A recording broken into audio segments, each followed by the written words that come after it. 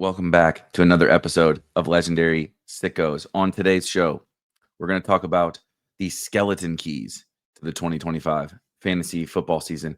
Pat and myself are going to go back and forth, picking one at each position: quarterback, running back, wide receiver, tight end. Plus, we're going to pick a non-rookie breakout player that is the key to the season. First, we dive into a little bit of what to do during training camp time. Lots of news, particularly this first week. We've already gotten a lot of news in NFL training camps. How do we process all that? How are we handling some specific situations in 2025? And then, of course, we get to the meat and potatoes, the skeleton keys to the season. That's what you're here for. So let's go ahead and get to the show.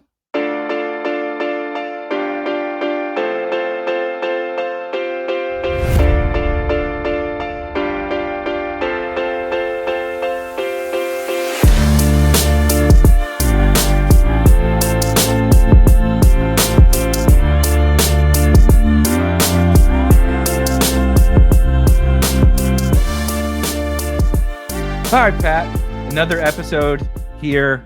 Camp is off and running. I'm sure that you feel the same as me. Straight drinking out of a fire hose right now. Coach Speak Index, 32 beat writers.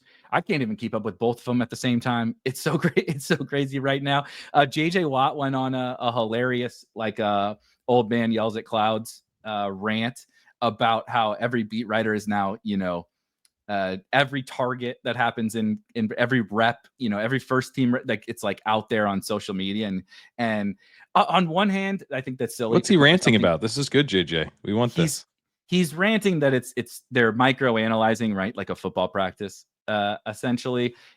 Which, like, on one hand, it is kind of insane that we're like every target from Russell Wilson, I know who it went. Like, I know how, like, the percentage of targets to every single player. But also, it's kind of awesome. You know what I mean? Kind of have awesome, this man. Level of access. I'm into it. It doesn't mean that, just because, Jalen Hyatt's playing with the ones, is he a starter now? No, right.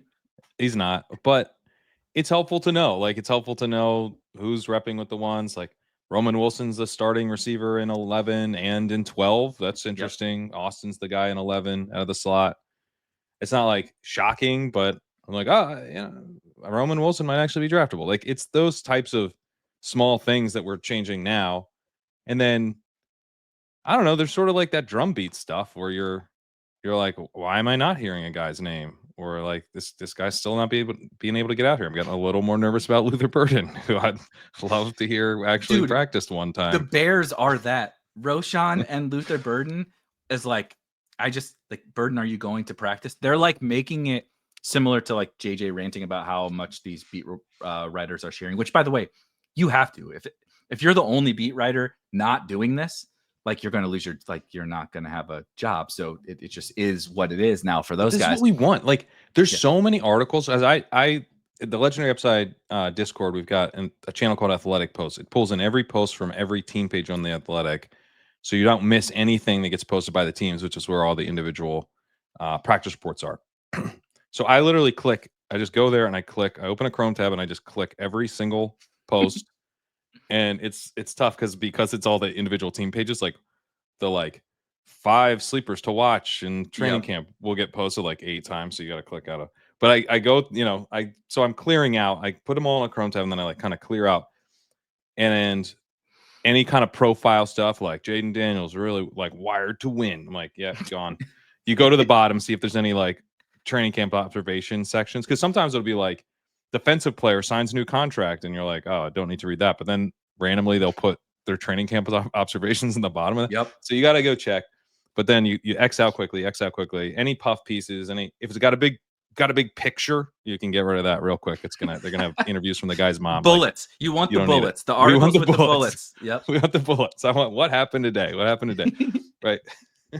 But there's so many of those where I'll be like the Broncos one the other day. I control F. It's got a ton of stuff from practice. It's all about but it's all about the defense and stuff. I control F for Harvey. No. Control F for Dobbins. No. Control F for Pat Bryant. No.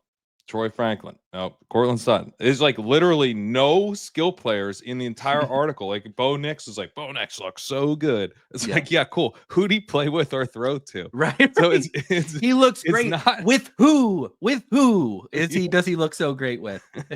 Yeah. So I still feel like we're lacking, like a lot of the Colts stuff. I'm not hearing a lot about the backfield behind Jonathan Taylor. Would like to know if that's DJ Giddens. Probably because they don't really care for either of the guys. They're hoping that Jonathan Taylor never gets hurt, and they're like the Milwaukee. I guess, but like, tell me that then. Tell me, Jonathan Taylor is the only back that's repped with the ones all week. Like I would like to know that. That's the truth. By the way, Maybe. I would imagine that like. We don't got to turn it into the Jonathan Taylor thing, but yeah, I agree with you. We're hearing a lot about the quarterbacks in Indy, and nothing about the backfield. And quite frankly, I don't care that much about the quarterbacks. I kind of understand I think we all kind of know. Yeah, it's like it really doesn't matter what happens with like camp could go great for one or the other, and then by week 4 they're benched. So like they're both going to play this year. That seems so clear. But I care the fact that Jonathan Taylor is a 2nd-round pick, and I don't know if it's DJ Giddens or frickin' Khalil Herbert. This feels like it's going to be Khalil Herbert. I'm not saying that there's any like rhyme reason. I'm not saying it shouldn't be DJ Giddens. You just haven't heard enough about Giddens. I haven't heard anything about Giddens. And the Khalil Herbert is the epitome of we chased that guy for years, where we're like, I think Khalil Herbert's good. I think Khalil Herbert's the best back on the Bears, right? We did this song and dance for like years, and now he washes out on the Bears and then on the Bengals, and then shows back up in Indy, and like JT misses a month, and Khalil Herbert does the Khalil Herbert stuff that we thought we were going to get for the last couple of seasons. That's just like, I could see it. That feels very football. Yeah, that's what it feels like to me. Like, oh, it's Rojo time. Nope, Pat. Tom Brady said, "Fat Lenny, come on down, brother. Bring it back. Let's watch you like fumble these checkdowns." Rojo did well that season. Okay, it was the following season. But you know what I mean. Like we're like, please God, Zeke, go away. Just let Tony Pollard. Just let Tony Pollard cook or whatever. And they're like, no. You don't get it. We got to keep the boomer around really quickly, because it is kind of a segue into what we're going to talk about today, which is our skeleton keys to the 2025 season. We're going to go position by position, as well as a breakout player that we are kind of putting our chips on, right? That are the linchpins to this year. Notably, last year, I think it was you and I on one of the shows that, we do so many, I don't really remember, but I think it was on one of ours where it finally came, like probably around this time, where I think we were like totally in agreement. Like at a certain point, we were like, don't you think like 9th and 10th round Jaden Daniels and Brock Bowers like, we should just do that? You know what I mean? Like you could do whatever that you could have done the Saquon thing. You could obviously get Jamar Chase with those guys. You could get Chase Brown. You could get Bucky Irving. You could do whatever the hell you wanted. And those guys unlocked everything for you at the onesie positions. And so we're going to get into who maybe some of those skeleton keys are today, but talking about the news related stuff. Was there anything that jumped out to you so far? We're in week 1 of camp. I'm curious because I did a show this morning, like recapping the first week of training camp news. Was there anything that jumped out to you that you were like, oh man, like that's really, not that it's a skeleton key, but could be something like you've maybe changed your mind or interested in? Well, Brashard Smith getting run was nice. I've definitely started targeting him even more. Wide receiver, playing some wide receiver too, with the ones. There was a report about, there was actually, JJ would have lost his shit about this, but one of the Jaguars beats, she's actually tracking every single snap by Trevor Lawrence and what the result was, who the target was to, but also who the handoff was to. I love that. That tells me who's repping with him, who's getting the reps with the ones, and you're actually seeing. But it was a decent amount of Tank Bigsby and Tuten and ETN. I haven't been that into Bigsby just because I felt like, he's got the 2-down profile and it's like probably a 3-way split, but he's the one who doesn't catch passes. I think he has the lowest upside. But I definitely have been a little bit probably sleeping on him because he seems to be very much in the mix. So moved him up a bit.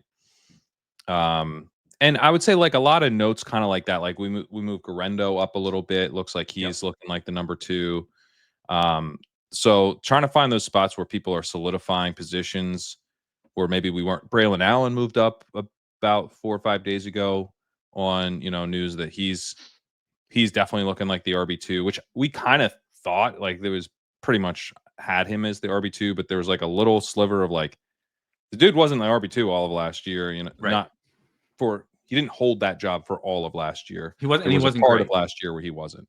And he wasn't great. That was part of why He Davis sucked. came on. Yep. Yeah. Mhm.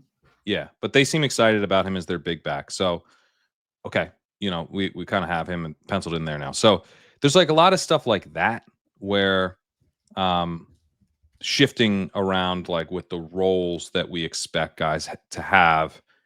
Kyle Williams moved up a bit.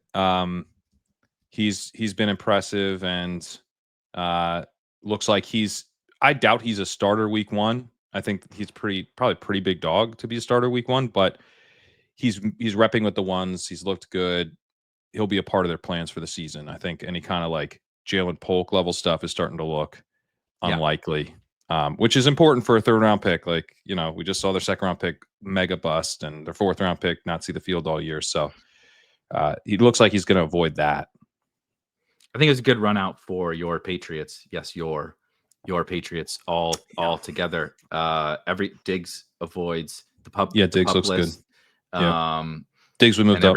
And everything's kind of looked like everybody's looking good. Everybody's in the roles that we kind of expected. Kyle Williams, like you said, is not like banished to the shadow realm, of like, oh no, Kyle Williams running with the 3rd team, which happens, with a 3rd round pick. Especially, they don't have a good wide receiver room, but they do have a crowded wide receiver room. And if they came in and they just put Kyle Williams on, 3rd team or whatever, because granted, Matt Collins hasn't been practicing, but I think we know what we're getting from Matt Collins. Matt Collins is going to do the Matt Collins stuff. He's just Kayshon Boutte again. So you're like, those two are the same to me. Like, in this veteran, like, Mac, go out and block and run some deep routes occasionally, and be this psychopath, huge Tarzan looking motherfucker at wide receiver, right? And go do that Mac thing.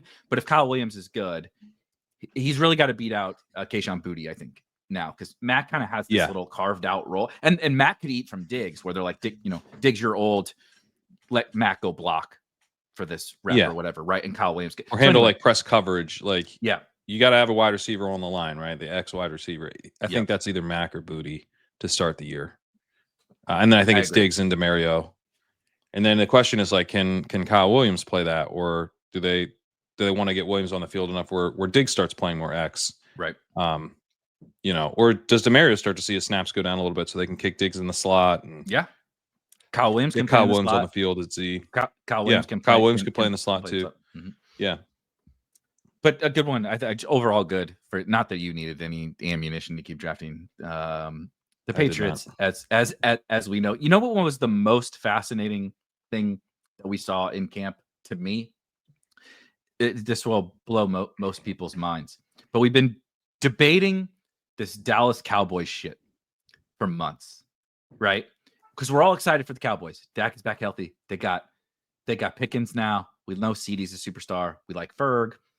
The defense is probably not that good. They're going to get in shootouts. They're going to throw the ball, right? So there's like a winner in the backfield that we've all been searching out and stupidly arguing the same fucking thing over and over and over and over about Javonte Williams, Miles Sanders, and Jaden Blue.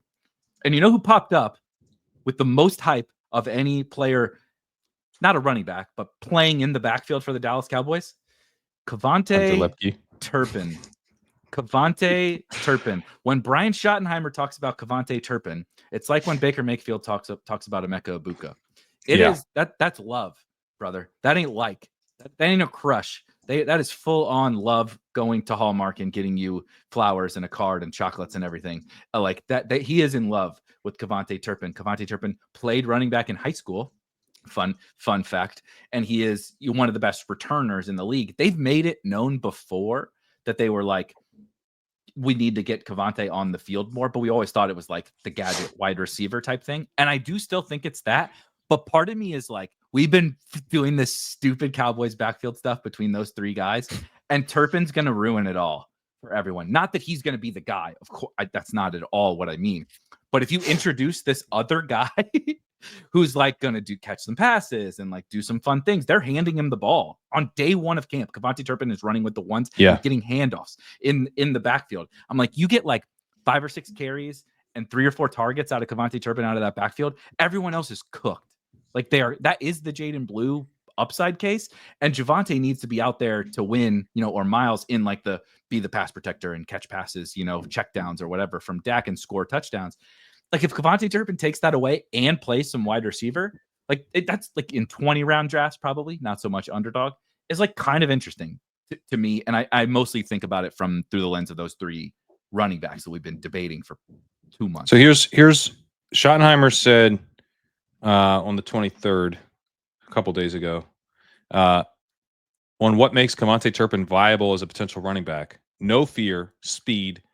He doesn't need a lot of space. It's just about getting him to understand the tracks and courses. He's just dynamic. The guy's a weapon.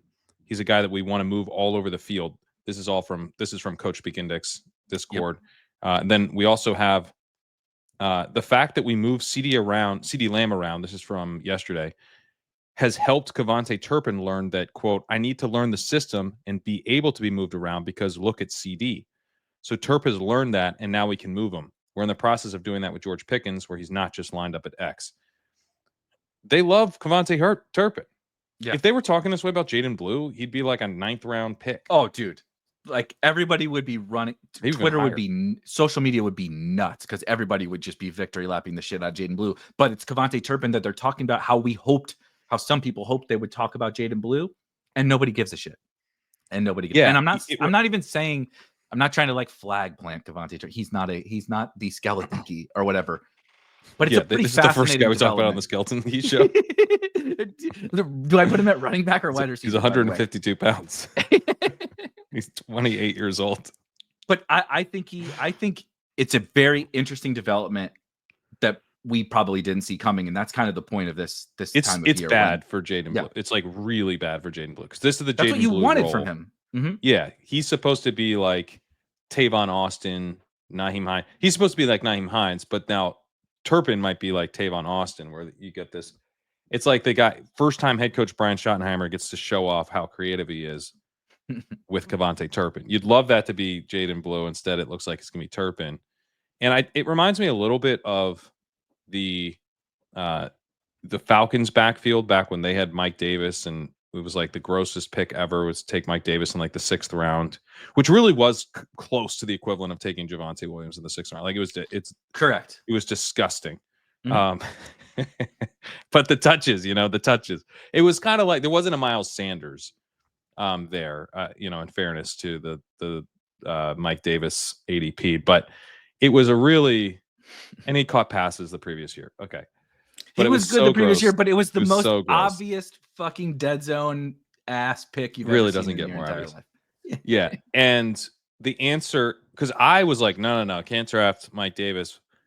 I guess I should be taking Quadri Allison, which is the equivalent of taking Hunter Lipke in this situation. But the answer was Cordell Patterson. But Cordell Patterson had wide receiver designation on underdog, so no one really cared. And like right before the season, I like tweeted out like literally like the day before the season, like no one could do anything actionable with this, including me. I was like, the answer was clearly Cordell Patterson, and I'm an idiot. That is peak best ball, bro, where you get to the finish line and you're just like, fuck. Yeah. I can't believe how much money I just burned. Like I should have just flushed it down the toilet. Donated it to charity. Yep. It was it's pretty bad. But that sounds like my Evan here Hall teams for 2 years. Unlike some of our friends, I don't delete all my tweets. So this is from September 2nd, 2021. It just occurred to me that if Cordell Patterson had running back eligibility on these sites, we'd have spent the month of August talking about how he was the Falcons' real running back too, and he'd have an 11th round ADP. And so I've probably drafted my last share of Allison. I'm at 6%. Then Leone said, at some point you'll realize the answer is Mike Davis. Wow, what a cherry on top. That's amazing. That is absolutely amazing. Yeah, I know the spreadsheet bros could not, dude. The wars were real over Mike Davis. It was It was a more fun time back then. We could have the Mike Davis war, and it was like we were all having a good time. But I remember the Mike Davis wars so much so that Quadri Allison hits way too close to home. I forget. So I remembered someone being like no shit, you fool. But I don't see anyone dunking. Chad Schroeder said he's a gadget player, except the part where he's always been a gadget player and a terrible pass blocker. Well, that's true. But that's true. But it didn't matter. The gadgets were gadgeting that year. They used a lot of fucking gadgets that year. It was Inspector Gadget in Atlanta in that season. But a lot of good examples of like why I love this part of the season. And I think this is where we can really, maybe next week we'll do something like specifically on this. Is like, you want to start pulling levers and like extrapolating some edge on being in the mud, like being down in the fucking mud with all of this stuff. It's like, this is the time to do it. I'm not saying that these players that we're talking about here, like you have to draft them. It's a lot of the times the guys to not draft that really, right? Like not drafting Mike Davis, not drafting, whoever, not drafting Jaden Blue, not drafting, like when the news comes out, you're like, oh, that seems real bad for this guy. I may not want to draft the other guy because of it, but it seems really bad for this guy. And like, it's huge. The opposite is also like last year. Everybody had assumed all summer that Eli Mitchell was the backup to Christian McCaffrey. Then we started to get the weird Christian McCaffrey news. And then it was like, oh, no. Jordan Mason is the backup to, like, they fucking love Jordan Mason last year. And it was like, guys, like 5 alarm fire. It's time to like hammer Jordan Mason. And it's like, obviously he got hurt. He wasn't like a league winner, but shit, dude, he was still valuable He was really teams. valuable. Yeah. Yeah.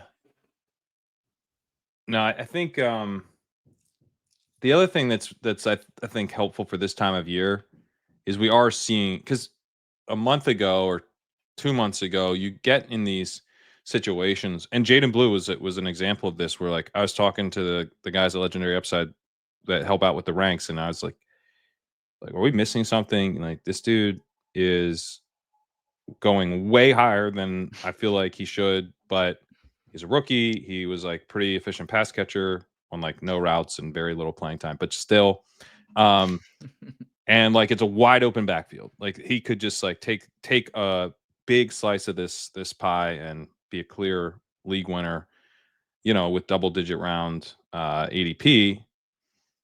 But it just like, we kept being like, I don't think we are. I don't think we're missing anything. It's just kind of a crazy ADP, but it's coming to us now, and I'm starting to mix them in. And so there's some spots where I want the market to kind of be a check on what I think, and then I go back and double check and realize like, oh yeah, probably too confident that it's going to play out in a certain way. But there's other spots where I'm just like, I don't know. I guess I'm just going to have to like completely fade this guy right now. Mm-hmm. But these spots will come back to you. And on the flip side, not always, but a lot of times, it'll change up to where you actually start drafting the dude at least a little. And on the flip side, like there's guys that I've hammered, and it's like, I don't really take that guy so much anymore. Yep. Maybe I got a little less bullish, but the market also gets more bullish, and then all of a sudden it's like not really even someone I'm drafting. So it's just a nice reminder as we get to this part of the year when everything starts to fluctuate, that those drafts in June where you just feel like you're doing the same thing every time, it's not always going to be that way. Yep. I loved the point about like you liked that guy, you packed your bags on that guy, and then maybe the market starts to also like that guy. Maybe you were a little bit early, right? And then the market starts to catch on as well. Somebody in the show I did this morning talked about, we talked a little bit about the Bears backfield, because it's a weird one as well, and was like, what do we do with Swift? Which is hilariously last week when we recorded, or last episode when we recorded, the Bears came up frequently on the what the fuck do we do with these guys, and DeAndre Swift is one of them. And again, I was drafting on Drafters, where he's like in the 50s, dude. Like the market has, it's cumulative scoring, so people are like, he's the man here. He probably has more value here than say, especially an underdog half point PPR. He was like, I got 15% DeAndre Swift at an average ADP of 76. He's like, what do you think? And I'm like, dude, if you don't feel comfortable with this new price, you're good, dude. Like, sit this out. Let everybody else chase it up. You can reassess later and buy back in, right, at a higher price. But like, if you're feeling queasy, having packed your bags already enables you to, it opens up doors to be like, okay, well, now who do I not have? Right? Like, I got huge Dobbins bags, and I haven't been drafting we talked about the Giants backfield. Haven't been drafting that one as much. I'm like, well, now maybe, Dobbins keeps moving up, and Scatterboo keeps getting cheaper, and Tracy's kind of cheaper. And I'm like, well, now I can mix some of those guys in. Tyrone Tracy notably catching a bunch of balls also from Russell Wilson. Malik Neighbors and Tyrone Tracy the other day. Russ threw 13 passes, and 11 of them went to those two players. I don't remember if it was Jordan Renan or whoever, but said something about like Malik Neighbors on pace to break the target record or whatever after one practice because he got like 60% of the targets when Russ was playing. But I love that because that is real. Like, being like, do I chase this steam? Am I missing something? Do I need to get some exposure before it inevitably keeps rising? And you're like, if you already kind of did it, then it's okay. Like, you're going to have the best of the best, right? That guy has the best Swift teams. And like, if he wants to chase it, cool. If he doesn't, like, dude, I'm good. Like, I'm totally good with my DeAndre Swift exposure. Yeah. And Swift was one of those guys that I did draft some early, and I still do draft. I actually just drafted him today. I went 4 receivers in Bowers to start. It was like Puka, Bowers, Harrison, Worthy, and I forget who else. But then in the 6th, but in the 5th round, I was like, oh, I'm going to take, might have been Flowers or something. I'm gonna go ahead and take that 5th receiver when I think Kamara was there, and I was like, I could do that. It's fine, but it's like, no, I'm taking the 5th receiver. This is way more fun. Yep. And I've become accustomed to getting like RJ Harvey or TreVeyon Henderson in the 6th now. Yep. Didn't happen. But Swift was there, and I was like, yeah, I'm just gonna do this. And it was kind of a gross. I did like Swift, Aaron Jones, and then Jordan Mason or something. Maybe it was Tony Pollard, but it's like something kind of gross. And then, but then I tacked on like Bhayshul Tuten and right. Dylan. Then you can Dylan swing. Sampson and yeah. So exactly. I did 3 veterans, and then I tacked on like 3 rookies. And it was I love that. It was kind of fun. You can, because I think you like as well. Well, and we'll get to it. Another good segue into the skeleton keys, which of course, famously, we are now a half hour in and haven't even got to what we were going to talk about. I think you and I both kind of like the opposite. Like, get the Harvey, Henderson, whatever it was. Hampton has risen a lot, right? But get that guy, and then double back for the kind of chaperone, the trusty veteran afterwards. But you can do the opposite, and it works just as well, right? Do Swift, Mason, Tuten instead of Harvey, Henderson, whoever, right? Like you can do it the opposite way as well, and it works. And so I like to mix and match with those a ton. Let's get into it. We're going to, as I mentioned at the top, we are going to one skeleton key for each of us per position. So quarterback, running back, wide receiver, tight end, and then a breakout. We made sure to classify non-rookie, because I imagine for both of us, a rookie or we several. Would just say a rookie. Well, yeah, we would just say, well, go look at my running back or whatever. That's my rookie breakout. So a non-rookie breakout. You can go any position. This is not as is the case with us always. This is not that goddamn structured. So if you choose, I'm gonna start cheat with the wide receiver. Go for it. I'm gonna start and cheat immediately. But I kind of want to establish a precedent of cheating, because I think it might be more fun. I should have went first, because my first answer is also cheating. So I'm going to go ahead and say Zay Flowers as the receiver, but as part of the fact that you can now get Lamar Jackson.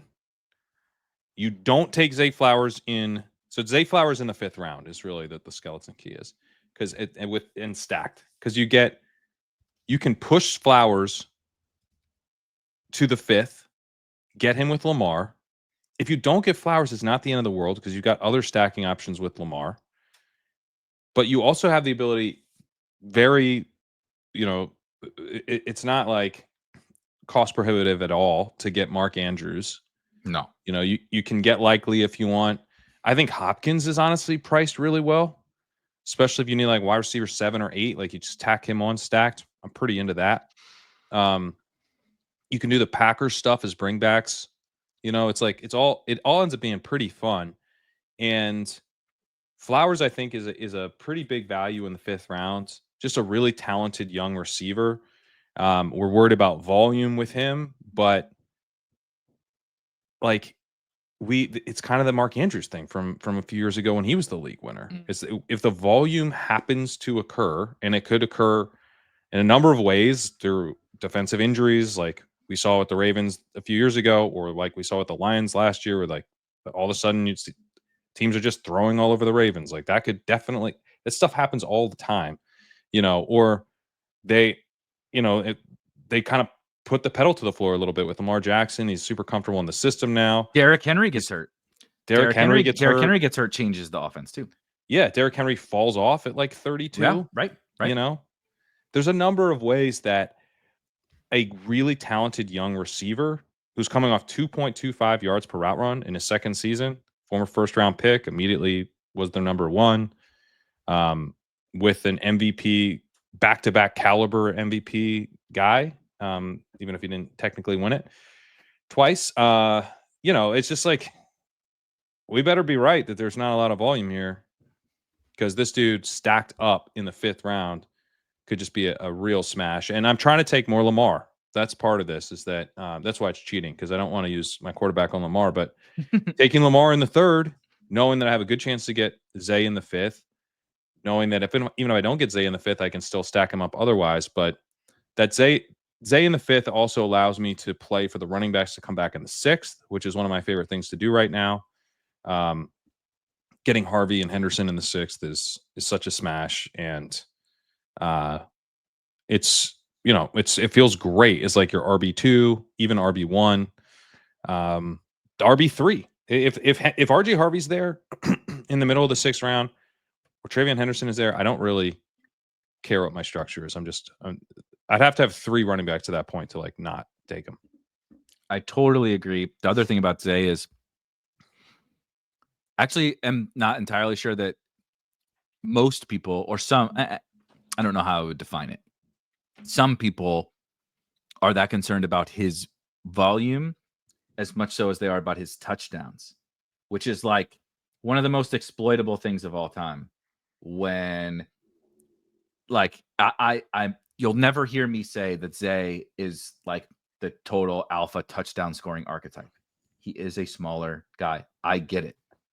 We've had this conversation with the likes of Deontay Johnson year after year after year, and he'll go from 0 to 8 to 3 to 9. And like, it's just like, good football players sometimes score a bunch of touchdowns. Spoiler, when you're really good at football and you're on the fucking Ravens with Lamar Jackson, like he can have a 12 touchdown season, dude. Terry McLaurin never scored touchdowns and all of a sudden popped up for 1 billion touchdowns in a season. Yeah. Now we're drafting him in the 3rd round and he's not even as good as Zay Flowers. So like, I also loved Zay coming out of Boston College. He's like one of my favorite, like stylistic prospects, where the numbers don't like jump off the screen at you when he was at BC, but he's at Boston College, and he was like, you want to talk about building a plane? Like we talk about, like, who did you build the plane out of on offense? Like, they built the whole guy. He drove the plane. He was the pilot. He was the absolutely everything. They built the plane out of him. The whole kit and caboodle was Zay Flowers at Boston College. And then he comes to the Ravens, and instantly they're like, oh yeah, this dude rocks. Harbaugh had a quote,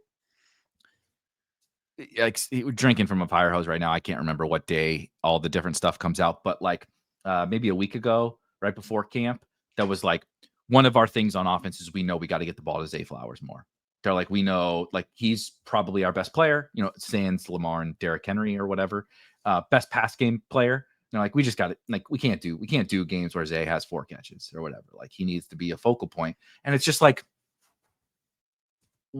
how could this fail? Like, I think you want to talk about things that like Gretsch has said historically with like small miss, big win. Yeah. That's what Zay is to me. It's like, okay, if it doesn't go great, okay, I should have taken him in the 7th instead of the 5th. Oh no. LeBron scared GIF, like, oh gosh, I'm so sad.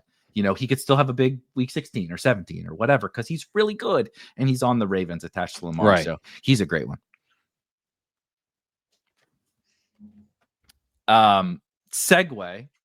This is my cheating answer. I promise I won't do this again at the other positions. Because you said the cohort that is my favorite. I'm gonna change it up a little bit, but I wanted to tout this because I'm very proud of the name that we have given to this at running back. For me, as everyone knows, this rookie running back class rocks. It's awesome. And you just mentioned probably my two highest exposure rookie running backs, TreVeyon Henderson and RJ Harvey. But this is 2 weeks ago, I think, pre this insane Hampton rise, because Najee has one eye. Pre that Hampton rise, what I coined as like my like skeleton key from a just an overall roster construction perspective was what I called the Triple H.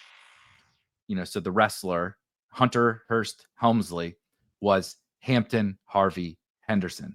And it was, if I can get those guys, and at that time you could get 4th round Hampton, 5th round, whichever, Harvey or Henderson, they kind of go at the same spot. And then oftentimes you could get the other one in the 6th. And it was like take, so you're at the 3-4 turn, maybe, right? So you're at the 1-2 turn, take your Nico BTJ.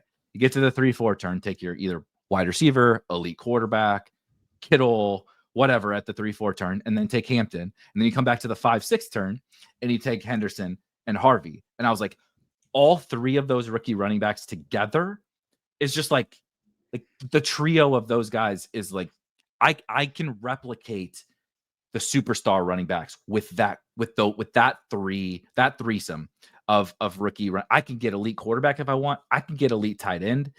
You want to take substitute BTJ for Bowers, right? Mm-hmm. It's the same thing as you. What that allows me to do, and I think I can replicate the running back upside, honestly, over the whole season.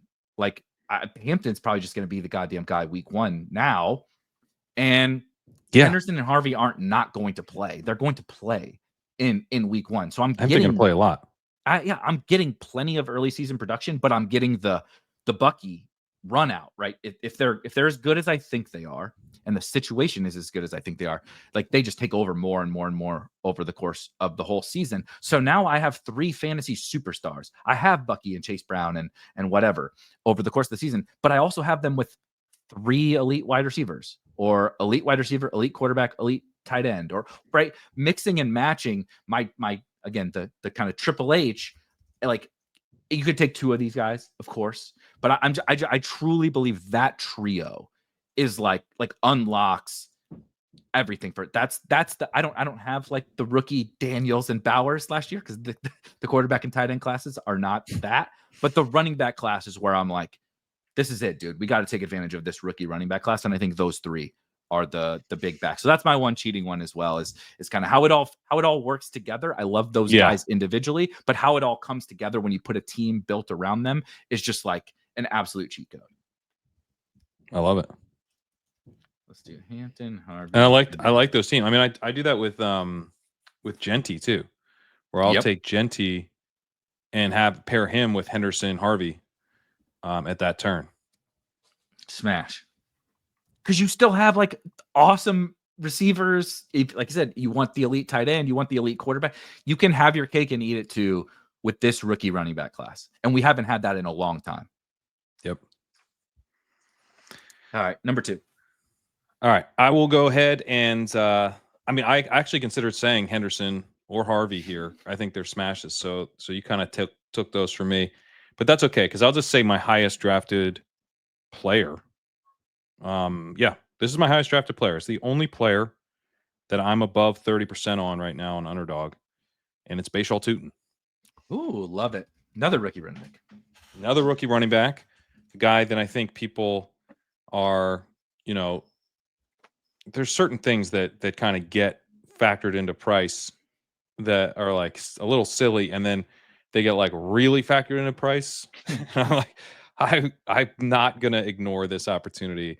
And Bhayshul Tuten having a fumble in May is clearly one of those things to me. Like he's never recovered from in ADP from having a fumble in May. It's so ridiculous. And he's repping with the ones right now. Like it looks like it might be kind of a gross 3-way split for the beginning of the season. That's okay. That's fine. I want a guy to be getting opportunities so that he can show he's better than the guys in front of him. And, Tank Bigsby ran well last year, but is not a pass catcher. And Travis Etienne has looked like kind of a shell of himself since he looked pretty decent in early 2023 and really hasn't looked good since. He fell off a lot in 2024. He was bad last year. They trust him as a pass protector. They're using him as a pass catcher and stuff. But Bhayshul Tuten has that same pass catching versatility. I think he can be really explosive in the pass game. And if you're going to be giving him reps early in training camp with Trevor Lawrence, to me, that's very, very bullish in terms of what he could be. If you put him, like, if I take his draft capital and I put it up, where RJ Harvey was, he comes out in my model exactly the same as RJ Harvey. Yeah. If I put him where TreVeyon Henderson is, he comes out exactly the same as TreVeyon Henderson. If I put him at Omarion Hampton, so he's a first-round pick, he actually now leapfrogs Omarion Hampton. So Bhayshul Tuten given first-round draft capital, which would say something. I'm not here for this Henderson slander. I'm not here for it. No, he ties Henderson. He ties Henderson. Okay, they're tied. Okay. He flips Hampton once he's a first-round pick. Because if it's sort of like the profile where Bhayshul Tuten gets first-round draft capital, there's like, he's being treated as a potential workhorse, which is what he was at Virginia Tech, despite only being 206 pounds. He has a 9.39 RAS. He handled a lot of work. He was a consistent runner. He was a really explosive runner. He broke a ton of tackles. He ran a bunch of routes. He had 1.27 yards per out run, which is pretty solid. And he handled 81% of the backfield over his career and peaked at 94% last year. So you have this like true 3-down workhorse type of profile. The big red flag is he was a 4th-round pick. But in this class, I don't think being pick 104 really means something so negative that we should be drafting this guy, still well behind Judkins, who knows when he's going to play. He sometimes gets flipped by Sampson, who's splitting reps with Pierre Strong right now with Jerome Ford and Judkins not there. Meanwhile, Tuten's repping with the ones.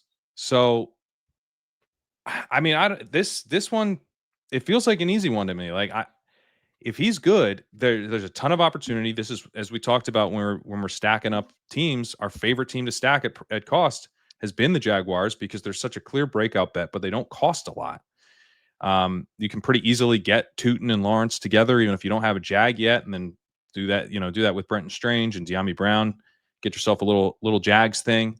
You can tack on AD Mitchell or something. You can tack on GJ Giddens. You might already have a Josh Downs or Michael Pittman because they're underpriced. So it's like one of these stack things you can do very easily as a backdoor. But I just want a bunch of Bhayshul Tuten. He's even cheaper on DraftKings. I have even more of him on DraftKings. Yeah, like closing in on 150.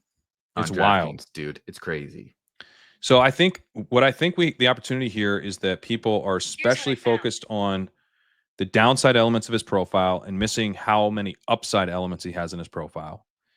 And the fumbling kind of being the key downside element. And then they're really focused on this being kind of a gross 3-way split, which I believe it will be to start the season, but missing the fact that if it's a gross 3-way split with 2 veterans and there's a promising rookie, that by the end of the season, it might just be the rookie's backfield.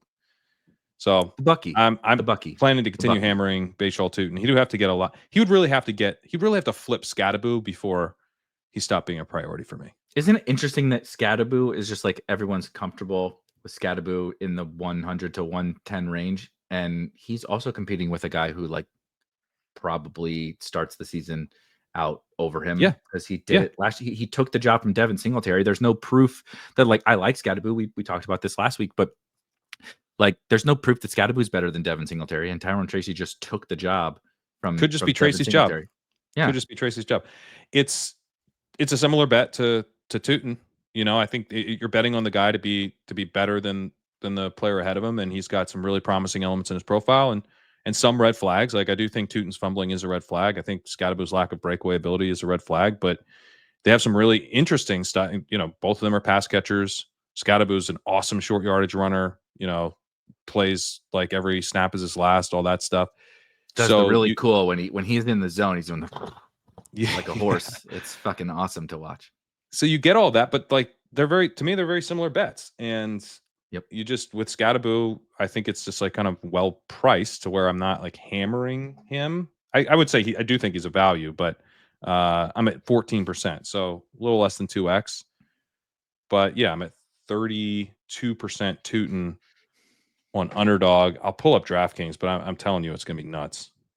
I love it. And my only rebuttal to all this is we got to get your Will Shipley exposure up. Come on, man. What are we doing? So he's one of the guys that kind of got away from me. I felt like we're paying up for knowledge that Shipley's the number 2, and it's like, okay, I'm fine with that. Cool. It's he's the pure contingent. Pure contingent. The contingent guys are, and I could absolutely be wrong about this. My take on the contingent guys is like the market doesn't know what the hell to do. And like, I think because it's so binary, right? They are a hit or they are nothing. Right. And so the market is just never going to price them to where I like in this game where it is kind of zero sum.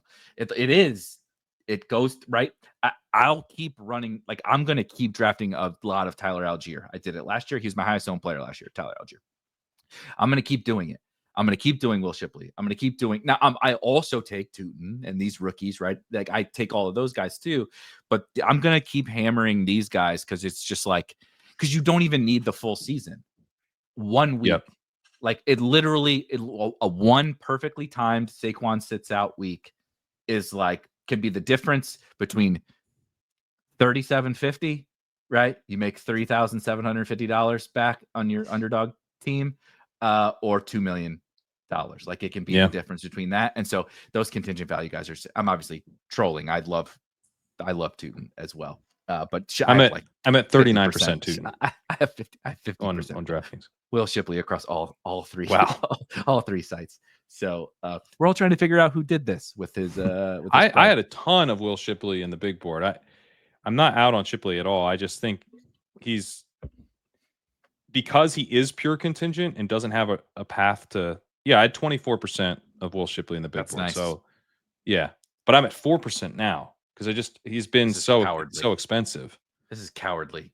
I don't think it is. I want guys who can emerge. Like I want to find Kerranes, you know. Yeah, that's fair. But also guys do get hurt too. Or Chubas, you know, who you were in on and I wasn't. But that was, you know, it's like that. Like I'd like to find if I can. And then if I get to the end and I'm like, I don't see any, like I'll just going to take a locked in backup.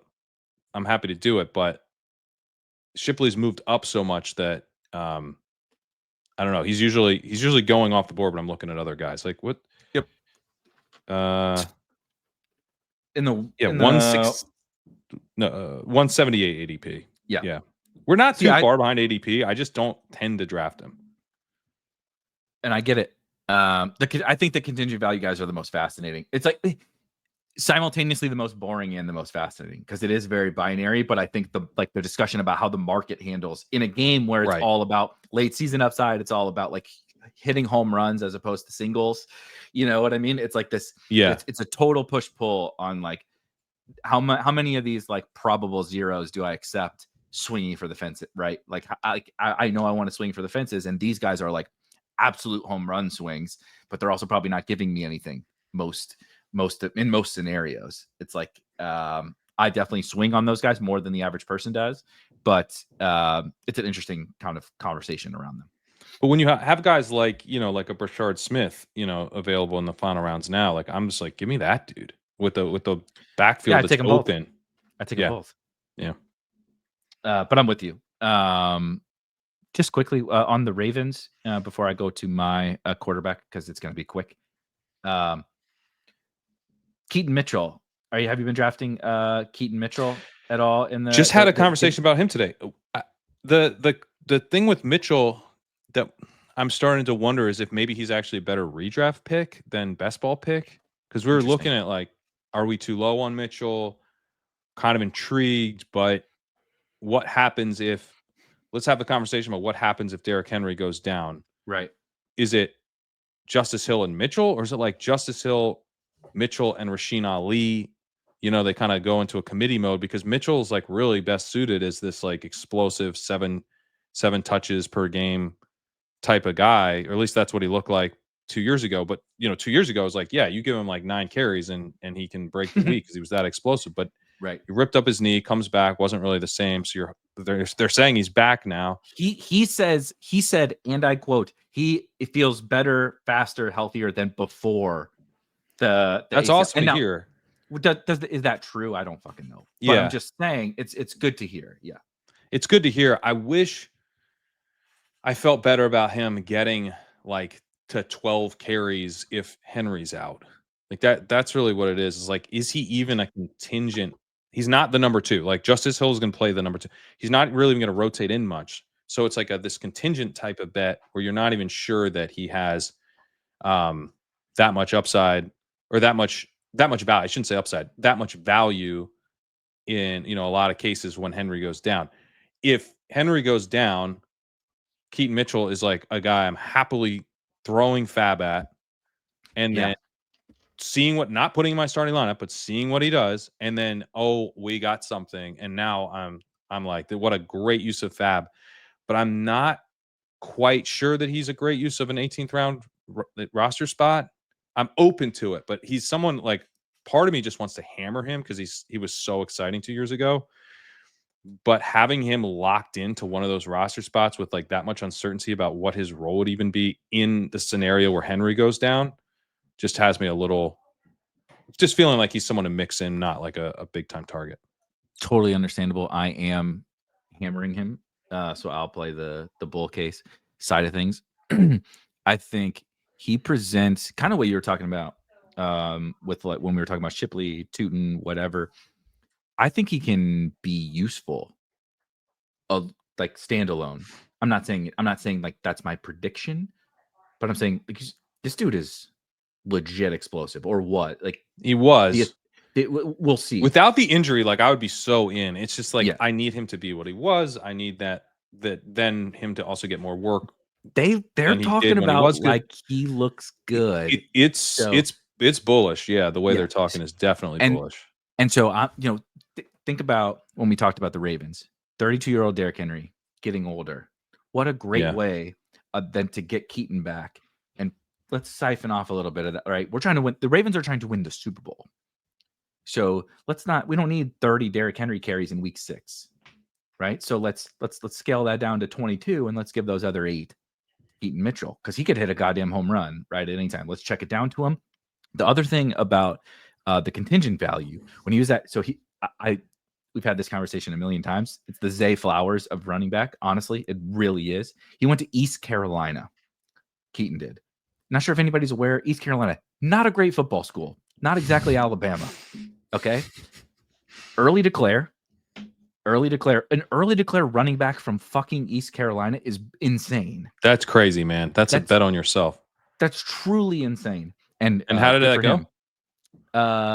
Well, I mean, sort of good. It's until the injury. It was about to go really. Well, no, didn't he go undrafted? That was my joke. Did he go undrafted? I honestly don't remember. But it kind of worked in a weird goddamn way. Yeah. It kind of worked. He bet on himself and went undrafted. He bet on himself. If he bet on himself, failed, and then succeeded in like an incredible way by landing on the Ravens. But so as a redshirt freshman, this is in the American Conference, but still at ECU at 19 years old, takes 174 carries for 1,100 yards, catches 22 balls for 250. more yards. Then load him up in 2022, the year that this is what I mean. He was dominant. 200 carries for 1,452 yards, 7.2 yards per carry, 14 touchdowns, caught another 27 passes for 250 yards for another touchdown.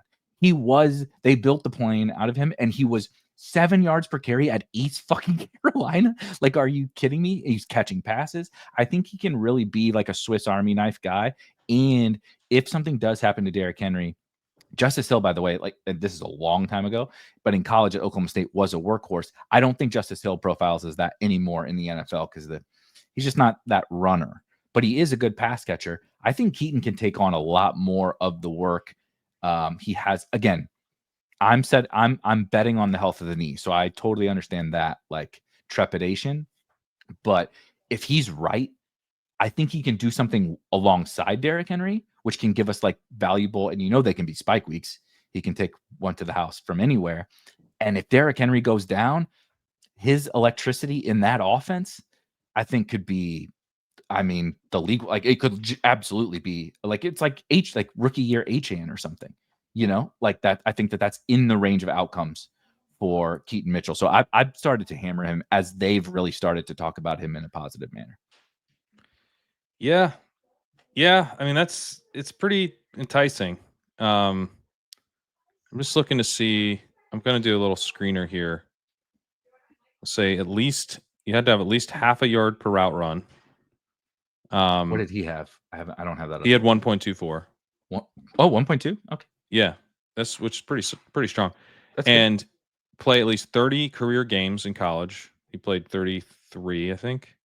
And have at least 50 breakaway yards per game, which is what he has. So everyone here is going to be better than him. So it'll look a little more bullish than it really should if I lowered it. But, let's have some fun.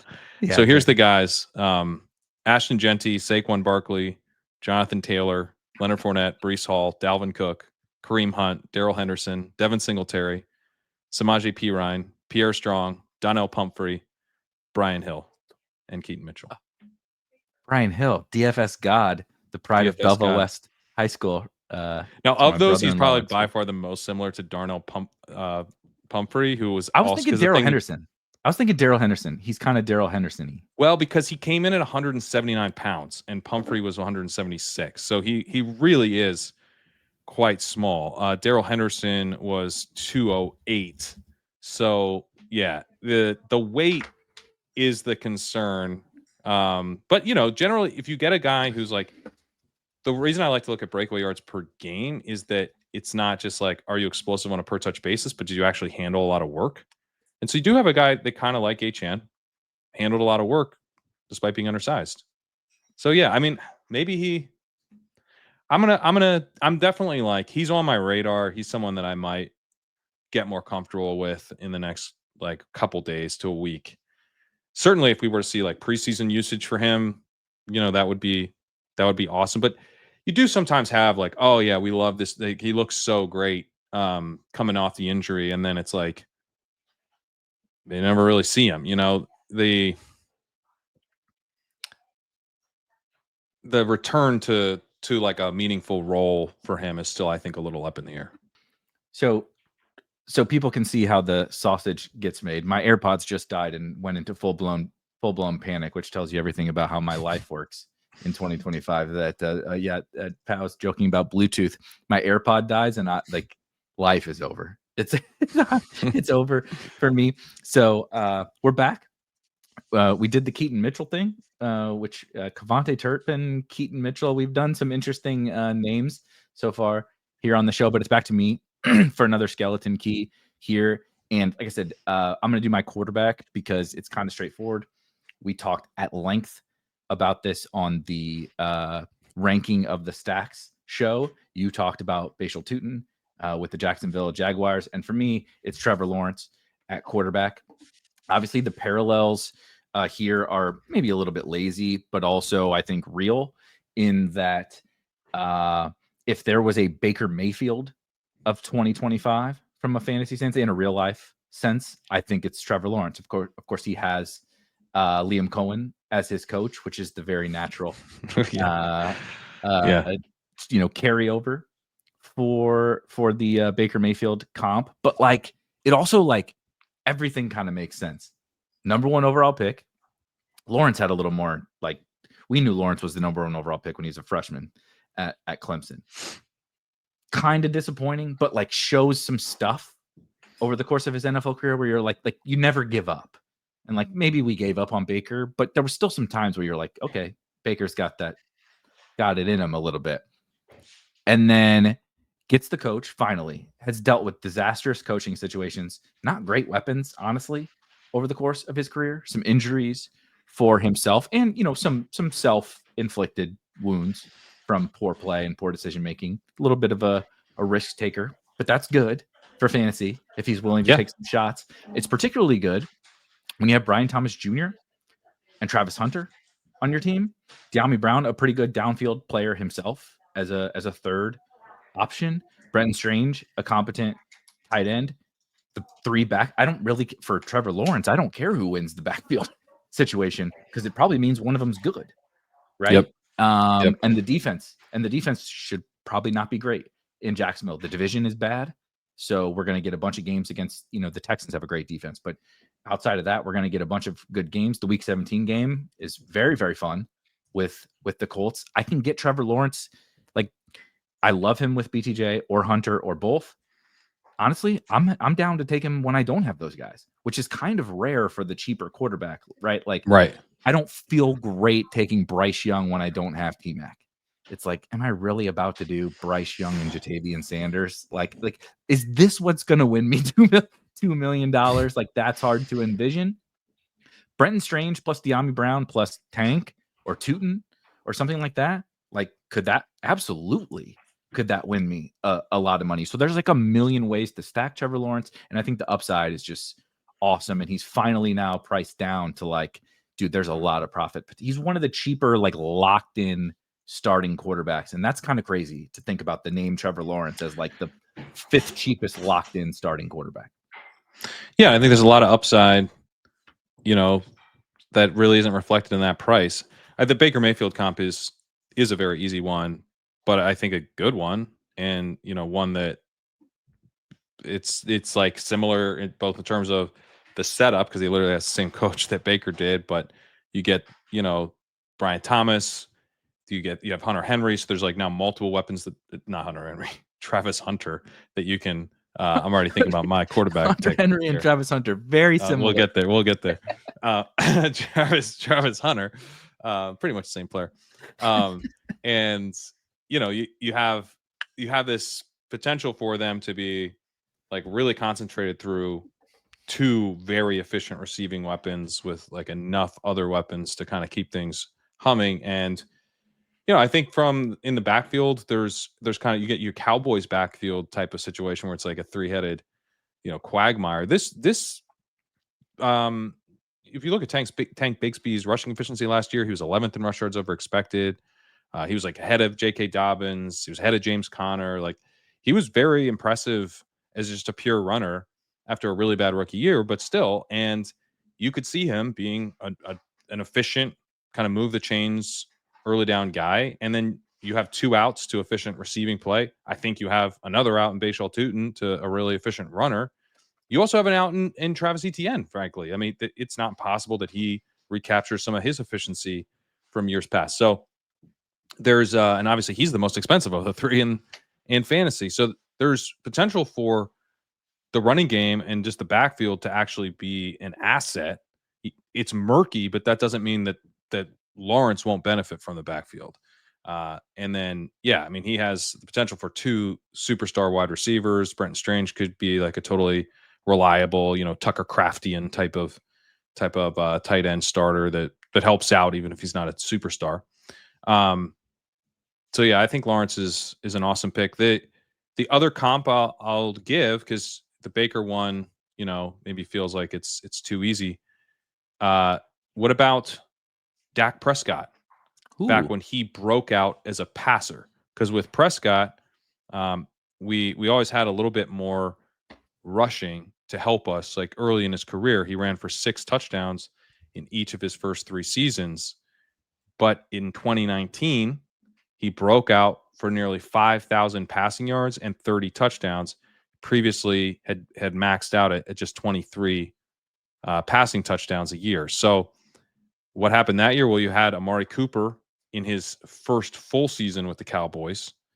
You had Michael Gallup. He broke out in his second year.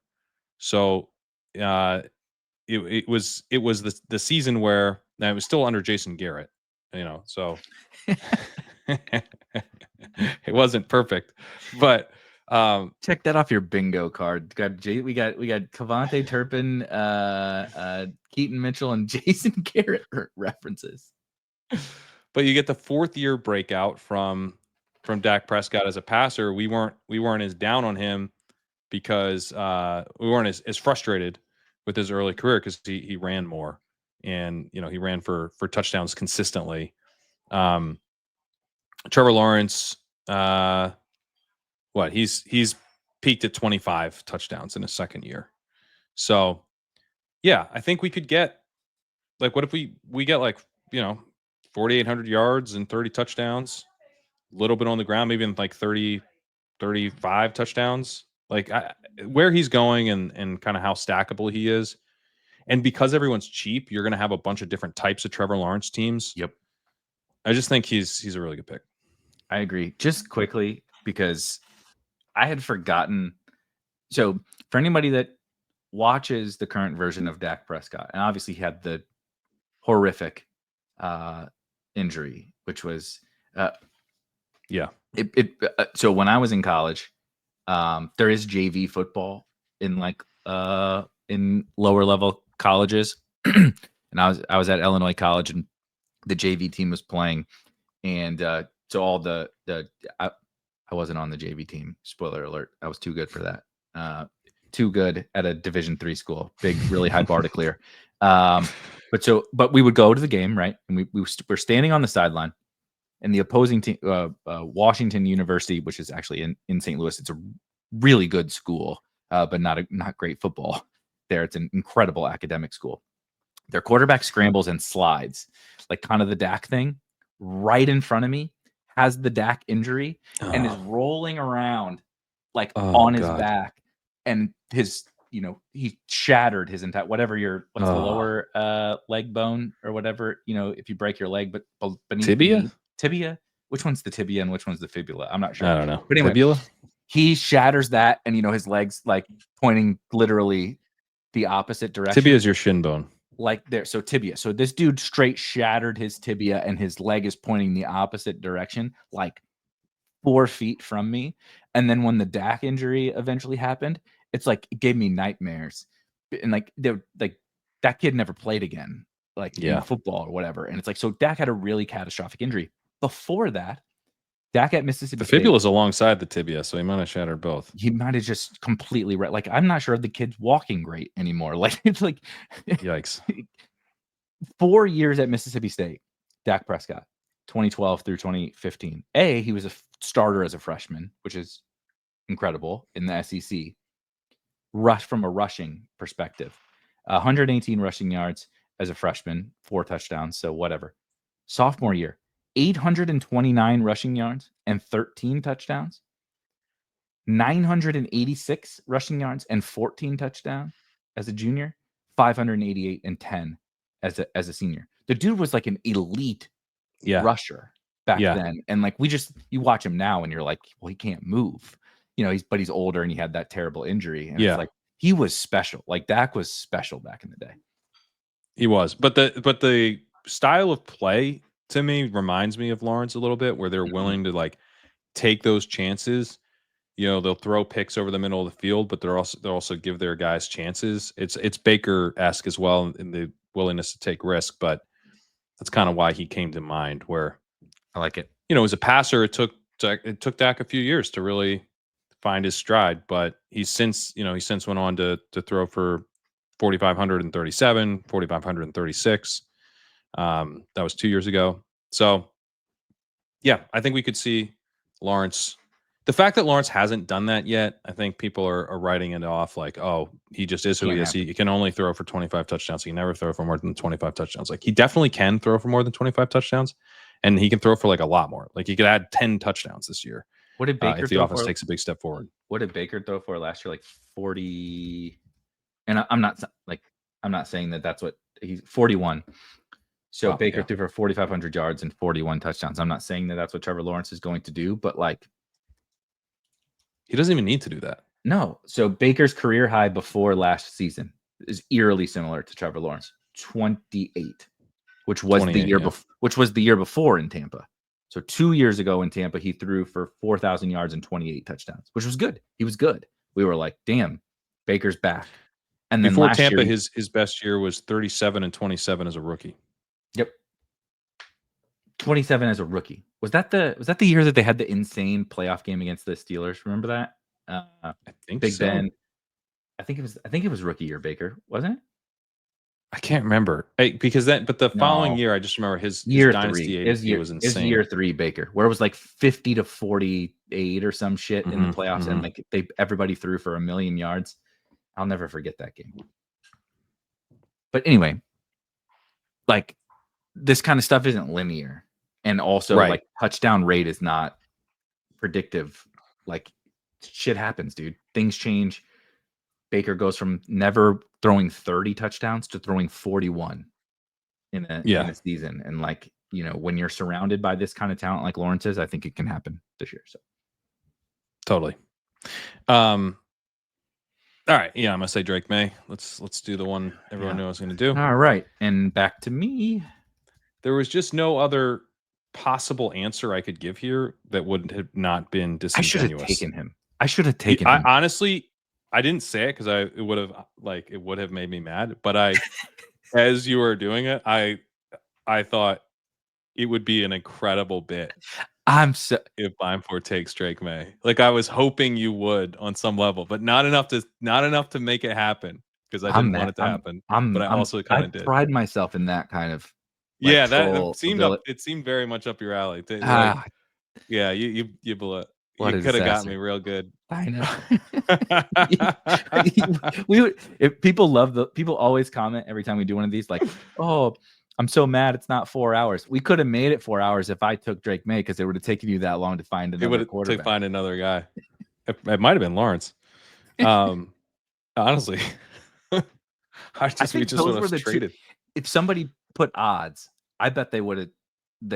These were the runaway favorites for the two, Drake Maye, Lawrence. Whether I stole Maye or I just took Lawrence, I think these are the runaway favorites.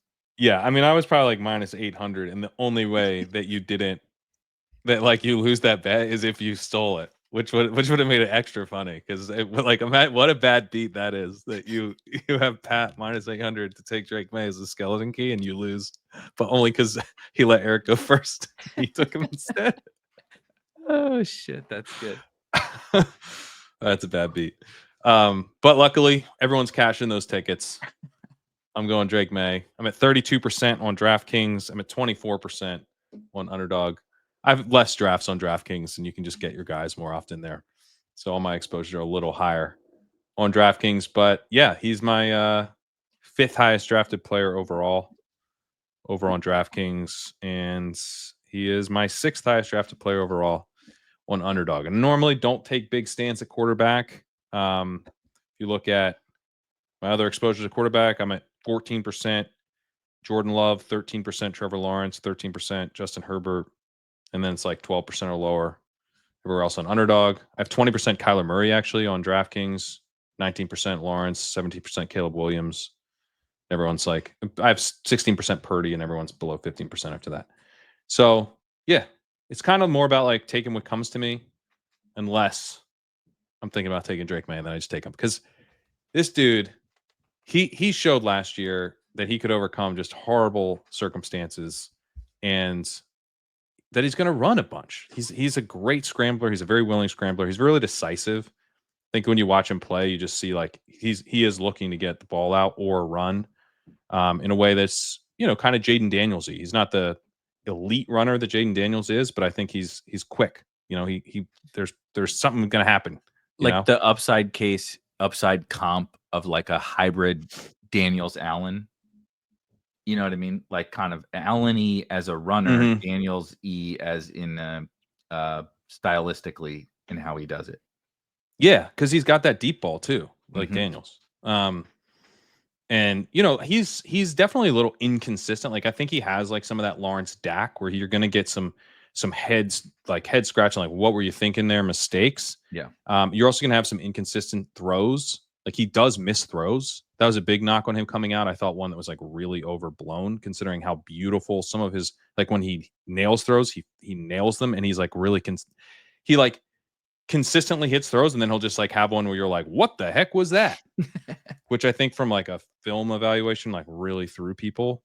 But he also has like beautiful throws too. So I don't know. I just thought it was kind of ridiculous. But the thing that I most, when you think about Maye, obviously I bet on Maye a ton last year. I'm betting on a ton this year. I think he's just a really, really strong prospect. And then last year I was really impressed with what he was able to do in that situation. And then he gets such big upgrades. Bar was low, which helps, but does have big upgrades in the coaching department. And then more minor but real upgrades in terms of the supporting cast. But you look at the win totals. This is from an Athletic article, I believe by Chad Graff, but they have the second easiest schedule in the NFL. Only the 49ers is easy. Based on last year's win percentage, that's on projected win totals. Based on last year's win percentage, they have the third easiest behind the 49ers and the Saints. They are favored in 11 of 17 games. That's crazy. It is crazy. Most of those games, though, are like really competitive games where they're getting like a little. So they're favored by 1.5 against the Steelers in week 3, Titans in week 7, Jets in week 17. But they get big points, but against really good teams like the Bills and the Ravens. So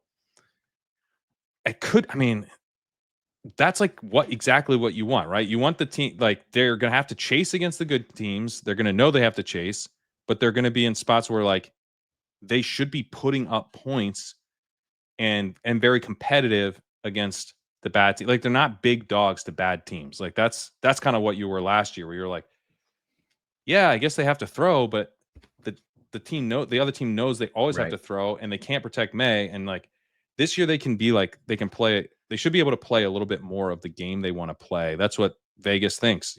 Vegas has them at 8.5 wins, which is a huge improvement from where they were last year.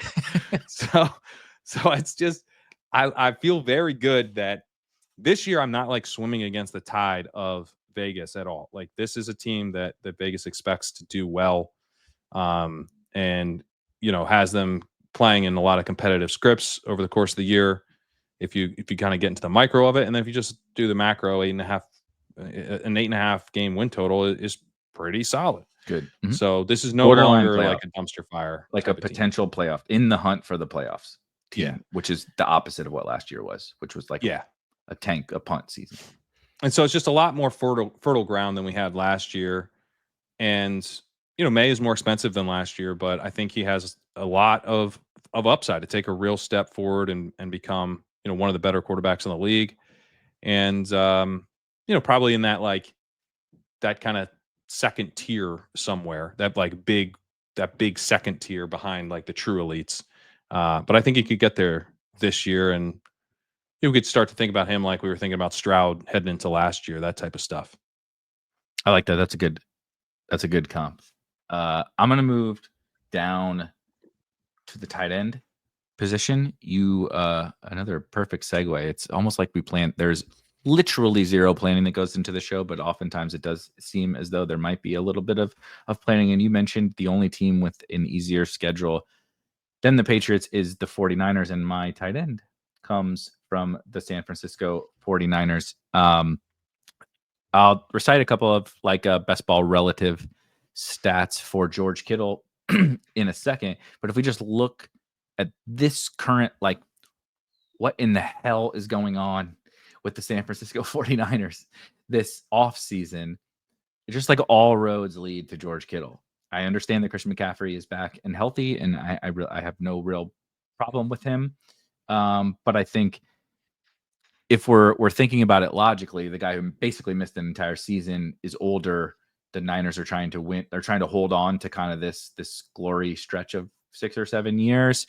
It wouldn't make a lot of sense to build the plane out of Christian McCaffrey. Brandon Ayuk tore his ACL last year and was not very good before he tore it. Ricky Pearsall is kind of a question mark. Should get back to camp in a couple of days, but we saw flashes at the end of last year, which was great. But there's some uncertainty around Ricky Pearsall. Juwan Jennings is at camp, notably didn't request a trade per John Lynch and is practicing, but wants a contract extension. And is he like the goddamn Vanilla Ice of wide receivers? Like totally pops up out of nowhere for a one-hit wonder, and we're like, was that the real Juwan Jennings? I mean, I'm drafting him. You and I've discussed him a lot. We don't got to do that one again. But like, is he like Juwan Jennings? We're building the 49ers around Juwan Jennings. Like Jacob Cowing, who I was like, intrigued by as a prospect, and then he was getting some hype in OTAs. He now has pulled his hamstring, so I don't have much hope for him already. Jordan Watkins is like, whatever. Demarcus Robinson. It's like, what do all these roads lead to? It's fucking George Kittle. They all lead to George Kittle. And I love Trey McBride and I love Brock Bowers, but I can get George Kittle a little bit later than those guys, 4th round, 3-4 turn, depending upon the site. And last season, amongst all of those tight ends, so we track, things like spike weeks, usable weeks, dud weeks, and nuclear weeks. There was 3 tight ends last season that had 3 nuclear weeks. George Kittle, Brock Bowers, and hilariously Jonnu Smith. So I don't think we got to worry about him anymore. He's on the Pittsburgh Steelers now. So 20% of George Kittle's games, he had a nuclear week.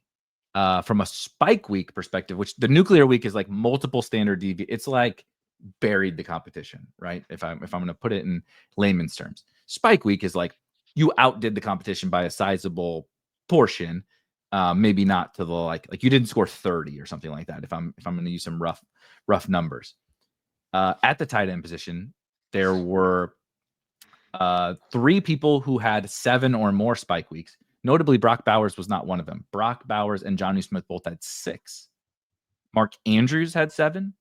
Trey McBride had 8, which is hilarious given the fact he never scores a goddamn touchdown. How the hell did he have 8? It's almost like there's a lot of upside if he scores touchdowns. It's almost like Bowers also didn't really score touchdowns, which is what's playing. Like almost like if Brock Bowers and Trey McBride score some fucking touchdowns, they're going to be pretty good picks. Like I said, I like those guys too. George Kittle, 9 spike. 60% of the games that George Kittle played in last season were spike weeks. This year leads at 12 usable weeks. So he only had 3 duds. Him and Trey McBride were the lowest tight end dud weeks with 3. So you're getting a good game out of these guys. And for me, sure, there's touchdown variance. There's George Kittle hasn't always been a picture of health, but he was always before like a spike week god.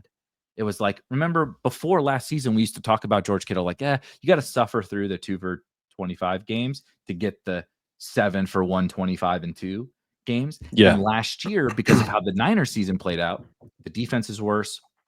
The other, Debo was not as good. Ayuk got hurt. He became the focal point of the passing game. And now you're getting the floor and the ceiling. And to me, none of that has changed. Like, I don't really see anything that has tangibly changed with that. So similar to like what you said with Zay, worst case scenario, I get spike week version of George Kittle, right? Shoot. It's a small miss because I'm getting 3 huge games. I hope they're timed at the right time, and I do have to suffer through some of the down weeks. Well, luckily, I draft multiple tight ends, so I can deal with that. The best case scenario is I get another version of last year where he's just useful every week, essentially, with a bunch of huge games mixed in as well. And I think this year's set up even better for him to do that. So I love the elite tight ends. I'm drafting an absolute shit ton of all. I kind of classify the big 3 as the elite tight ends, Bowers, McBride, and Kittle. But Kittle is the guy that really stands out to me because he's just, a nice discount from the other 2 guys. Yeah, I think people kind of misunderstand a little bit the like Kittle's profile, what it was before, because the year that so Kittle was on the team that I won with, and that year though was kind of the Kelsey year. That was a big, not the Kelsey year. Kelsey's had several years, but that was a Kelsey year. But if you look at the drafters winning lineup that year, it was a Kittle team. not a Kelsey team. To have those mega spike weeks is so valuable in all forms of best ball. And even like Kittle was so spiky that it's possible in a managed league that like you might not have had him in for one of those weeks. Right. You got so sick of the 3-point games, right? That you took him out for the 35. He is sometimes like he honestly was like kind of a hard start sometimes. A couple years ago because he really would just dud, but then he'd like go absolutely nuclear. It's just hugely valuable to advance. If you get those types of weeks, you get a couple of those types of weeks in the regular season, like you just scored like a season's worth of tight end points in 2 weeks.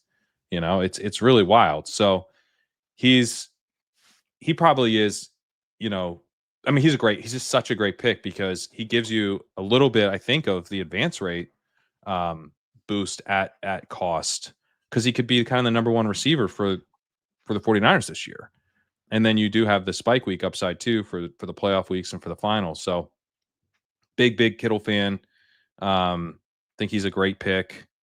Yeah, I wish I had more. The reason I don't have more is because I take so much Bowers and so much McBride. Yep. But I'm working on getting more Kittle. I'm overweight on both sides. I was like kind of even before because I was taking so much of the other guys, and I was like, this is stupid. I need to be heavy Kittle. So his price has gone up a little bit.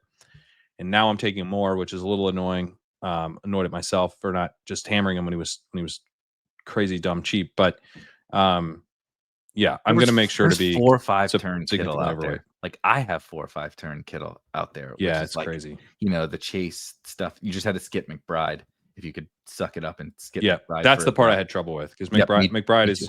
Me too. He's my second highest drafted tight end on Underdog, and he's my third highest drafted tight end on DraftKings. So I just have a ton, and I'm happy to have a ton. I think he's an awesome pick. Agreed. But yeah, wish I skipped him a little bit more when I could get Kittle the following turn. But I'll go ahead and say Bowers, because I think Bowers is pretty clearly one of the skeleton keys to this season. We get the young superstar in the making who's like he's checked every box along the way. This is the guy who years before he was drafted, it was like, hey man, Brock Bowers is coming out in a couple years. Like he is the truth at tight end. Like that's it. One of the things where I don't watch a ton of college football. It's kind of fun to see like who bubbles up. Because you can, it's like sometimes you're like, wait, I thought we were getting this guy. It's like, nah, he kind of actually sucks now. Which occasionally have. I remember, God, who was the guy who was like, he's got the hyphenated name. He was this like big receiver circa like 2013, and that's gonna bug me. I'll figure it out. But he was like he was nothing. Mizzou. Mizzou. No. Yeah. Well, no. So I was thinking about. Remember Denario Alexander? He did kind of pop for he had the knee problems. Who was the? No, he was like a dog in the red zone, and then like he just like sucked. Go ahead. I'm gonna look this up because it's gonna piss me off. Dorial Green Beckham. Dorial Green Beckham. He was supposed to be like, the next like star, like Calvin Johnson. Kind of big. He got Calvin Johnson. He was 17 years old, and they were like, he's the next Calvin Johnson. He's Calvin Johnson. He's Megatron. Yeah. And then like by the time like he came out, it's like, oh yeah, we were wrong. Yeah. I wonder what he's doing now. But I wonder what he's only 32 years old, by the way. Wow. Dorial Green Beckham. That's crazy. That actually makes me feel young. Yeah. He's from St. Louis. He's one of our the Dorial Green Beckham story is the cautionary tale of Luther Burden. It is. It's Missouri falls to the second round because he still is 40th overall. Like it wasn't like he was like a third day 3 pick or something. The Eagles were holding on to the hype for sure of DGB. Yeah. Anyway, Bowers is one of these guys where it actually materializes, and he really did kind of check all the boxes, except we didn't have the athleticism on him. That was like a minor red flag. But given, he knew he was going to get drafted super high regardless, it made sense he didn't work out. But that's really the only thing where you look at his prospect profile and it's not like pristine. He was such a good receiver. He's a sufficient blocker. One of the best tight end prospects ever, it's fair to say. And then he has the most productive tight end season ever. I just don't really get why he's not getting more like second year wide receiver breakout hype, like Brian Thomas is rightly, like Lad McConkey, who's now going ahead of him rightly is, you know, we get all of that same upside, but he's at tight end. He's in a perfect spot. Like competing with Jacoby Myers is a second year breakout type guy is so perfect. Myers is going to be able to help keep things rolling. Like there's a floor to this passing game, but he's Jacoby Myers. Like you're not worried about it. You're not afraid. It'll help keep things on the tracks. You've got Genty, who's going to be an explosive receiver and runner and kind of help keep the chains moving. I have heard some stuff like, oh, well, what if they throw to Genty too much? Like, no. They're going to throw downfield to a superstar instead. That's what they're going to do. Genty's getting the ball and moving the chains. Yeah, good. Genty's helping move the chains. I'm sorry. I'll let you keep going. I hate the what if they do this thing that makes the offense scores more points argument against a player? It's like, he scored 4 touchdowns. I want them to score more touchdowns. Like I couldn't agree more. Yeah, and then you've got the Deontay Thornton, looking like he can play. Is like this dude is like just a straight up gigantic field stretcher guy. Like, that's perfect. That's what we need. We need something to kind of keep the safeties back. So Bowers, who's just short area, kind of more slot receiver targets, and incredible after the catch. Like that is awesome news. Trey Tucker and Deontay Thornton playing outside with Myers and Bowers in the slot. Like that can really work. So I'm very excited for what he can do with Geno Smith, who's a perfect type of quarterback for him. This offense could run a ton of plays. Pete Carroll brings, Pete Carroll's not like my favorite head coach of all time, but compared to where it was, you're like, yeah, there's stability here. The offense is going to be well designed. They're going to get the ball out quickly and accurately with Geno Smith. The offensive line should be better than it was last year for Smith in Seattle. Their ability to protect up the middle was terrible. So even though the line's not great, it should be better for what he's dealing with. So yeah, and Smith, I'm kind of a believer in doing what he does. Like he's going to keep, again, he's like a high success rate type of quarterback. Like he's going to be able to get the ball out. His EPA hasn't been great, but it's been good. And then you look at success rate, he's been pretty strong. So just everything sets up for Bowers to be like the 106 next year pretty easily.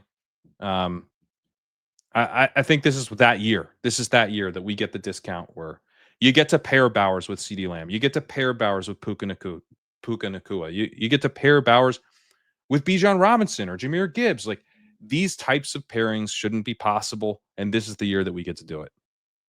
Are you taking Bowers 101 on FFPC? Yeah. And to the podium. It's not to the podium because I mean that means that you're going to be underweight Chase, you're going to be underweight the running backs. Yeah. Which is a bummer. So it's not like I'm absolutely like slam dunk, no question. But again, it's just like I think this is the year that you can be overweight Bowers in a main event portfolio where you can actually just be like, I don't have like, well, I hope it gets some 101s or 102s because I'd love some Bowers. That's like you get a 104 or 105, you can get Bowers. That's true. And so that's in a way I'd be like less like because we now do have 2 Bowers shares in the main event. So both of our slow drafts we've taken them. So if I had a 101 at this point, I might take Chase. But it's more about like if I have a chance, it's like 102 through 105 of Bowers there. That's when it really is podium. And if you did one team, kind of like we talked about, like if gun to your head, you have to take a running back in the first round. We both were like, I think we just do Gibbs in the first round. Yeah, you got the 101, and you're only doing one main event. You would take. I'm taking. I like it. All right, my wide receiver. I think the people, we are not even to August, and I think they're gonna know that we might like elite tight end here this year, because we didn't even mention Trey McBride really, like other than in passing while talking about the other elite tight ends. And spoiler, he's pretty fucking good too. Like these three guys are just awesome, man. Like I'm gonna be way overweight all 3 of the elite tight ends It just feels like such a slam dunk of a season. So I'm going to go to my wide receiver. We'll both save our non-rookie breakout for last. Last year, we were taking this guy in the first round of fantasy drafts, and all he really did was have an awesome fucking season. And now he's in the middle of the second round because his team didn't pass enough, and Saquon took every goddamn carry 80 yards to the house. Will Saquon do it again? I don't know. Maybe. Will they not pass again? I don't know. Maybe. But now, at this new price, AJ Brown, I don't care. We've reached the point where, just like all these other guys we talked about, Zay Flowers, right? The small miss, big win is now the AJ Brown situation. Like, he was third in the NFL amongst qualifying wide receivers in yards per route run, behind only Puka Nacua and Nico Collins. Better than Jamar Chase, better than Justin Jefferson, better than CeeDee Lamb, better than all these guys going in front of him. And I love those guys. CeeDee Lamb's my 102. I love all of those guys. AJ Brown is a top 5 wide receiver on planet Earth, on the reigning Super Bowl champions, in arguably the most condensed target tree that exists, in a situation where they just gave their running back about 700 touches last year en route to a Super Bowl. And they were winning by so much in the second half of basically every game that they just really didn't have to do anything. And every 1 yard, they had 1 million 1-yard touchdowns with Jalen Hurts. It's like, even if things go according to plan for the Eagles, just like pure randomness regression can turn AJ Brown right back into like the 106. Like, so easy, man, because he's just that good and they're that good. And just like a couple bounces of the ball go his way and not Saquon's way, or not Jalen Hurts' way. And like, I don't know, man. I'm like flattening my second round exposures to a certain degree, because I like all of those guys in the second round. But every time I get on the clock and AJ Brown is there, it's just like, what are we doing? Like, what are we doing?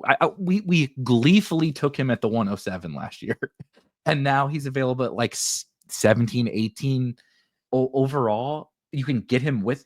Do you like the first round running backs? Cool. Would you like to have the guy who went 107 at wide receiver in the second round to go with your Jahmyr Gibbs? Great. You can have him. Would you like 2 superstars? Would you like to do something fun and unique and take Brock Bowers and AJ Brown at the 1-2 turn that literally no one ever does? Like, the world is your oyster with this absolute superstar. And like, I'm just going to bet on the talent, man. And like, I know the Eagles are going to be good. Even if Jalen Hurts gets hurt, like, Tanner McKee can play, and he's probably going to throw. Now they're going to throw it more to AJ Brown. There's just like no scenario other than an AJ Brown injury where I feel like we're disappointed in the AJ Brown season. And that's just like, that's hard to find, dude, in fantasy, where you're just like never disappointed. And I think we have that this year with him. Yeah, no, it's kind of one of those cases where there's just very little pushback on with how talented of a player he is. It's so much around the situation, but if the situation changes, then he just immediately is such a smash. So I'm feeling like maybe I've been sleeping on Brown just a tad, partly because I take so much Bowers. Right. So you don't get a chance to take as much Brown as I'd like in the second round. We got competing skeleton keys here. You take your Zay Flowers a little bit later with Bowers, and I have the AJ Brown with Kittle. I like it. Totally. Yeah. Where are you at on Brown versus McConkey? I have AJ Brown ahead, but I believe right next to each other in the rankings. So I'm sacrificing second round running backs to get all of these receivers plus Bowers plus McBride. And I do take JT as my second round running back because JT goes after Ladd, after AJ Brown. And then sometimes you can get JT and Trey McBride on the same team. So it's like, I think there's a clear, what would it be? Top 19. Ladd would be 19th, or AJ Brown would be 19th, or something like that. And then maybe a top 20 if you want to put JT 20th or something like that. And so Ladd's in that mix. I'm pulling out some of the running backs, Derrick Henry, of course, and those guys. I love how I say "of course" to that, and someone who'd never listened to us before is like, "Pardon?" I'm not drafting Derrick Henry for like the 7th year in a row. No, I'm not drafting Derrick Henry What either, could possibly go wrong? I'm not Again, drafting Derrick Henry. Like, I haven't drafted Derrick Henry. like I have a super flex share and an auto draft share. I have 2 Derrick Henry teams that have one was a mistake. It's truly a what could go wrong situation, but also like what could go wrong. Yeah. Dude, the crazy thing about Derrick Henry is people were like victory, and I mean you should victory lap, go for it, whatever floats your boat with his season last year. I didn't sweat the Derrick Henry fade not once. The Saquon fade was fucking just waterboarding me for 17 weeks. Yeah. Like that sucked. Yeah. The Derrick Henry one was like, he had some big games. I knew do you think I didn't know he was going to have, of course he was going to have good games, but the Saquon thing was just like, yep, this was very stupid. Okay. I feel very dumb. I never like really even questioned the Derrick Henry one. So now advance it another year, right? We did the Keaton's back. Derrick Henry's a year older.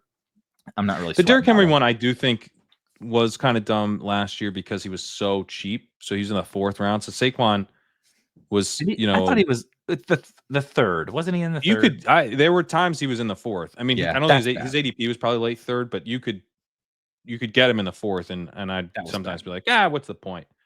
Right. I'll take Flowers. I'll do Lamar Flowers, not Lamar Henry, which is obviously dumb. So I do think it was bad, but it was different. Like, it was very different. Right.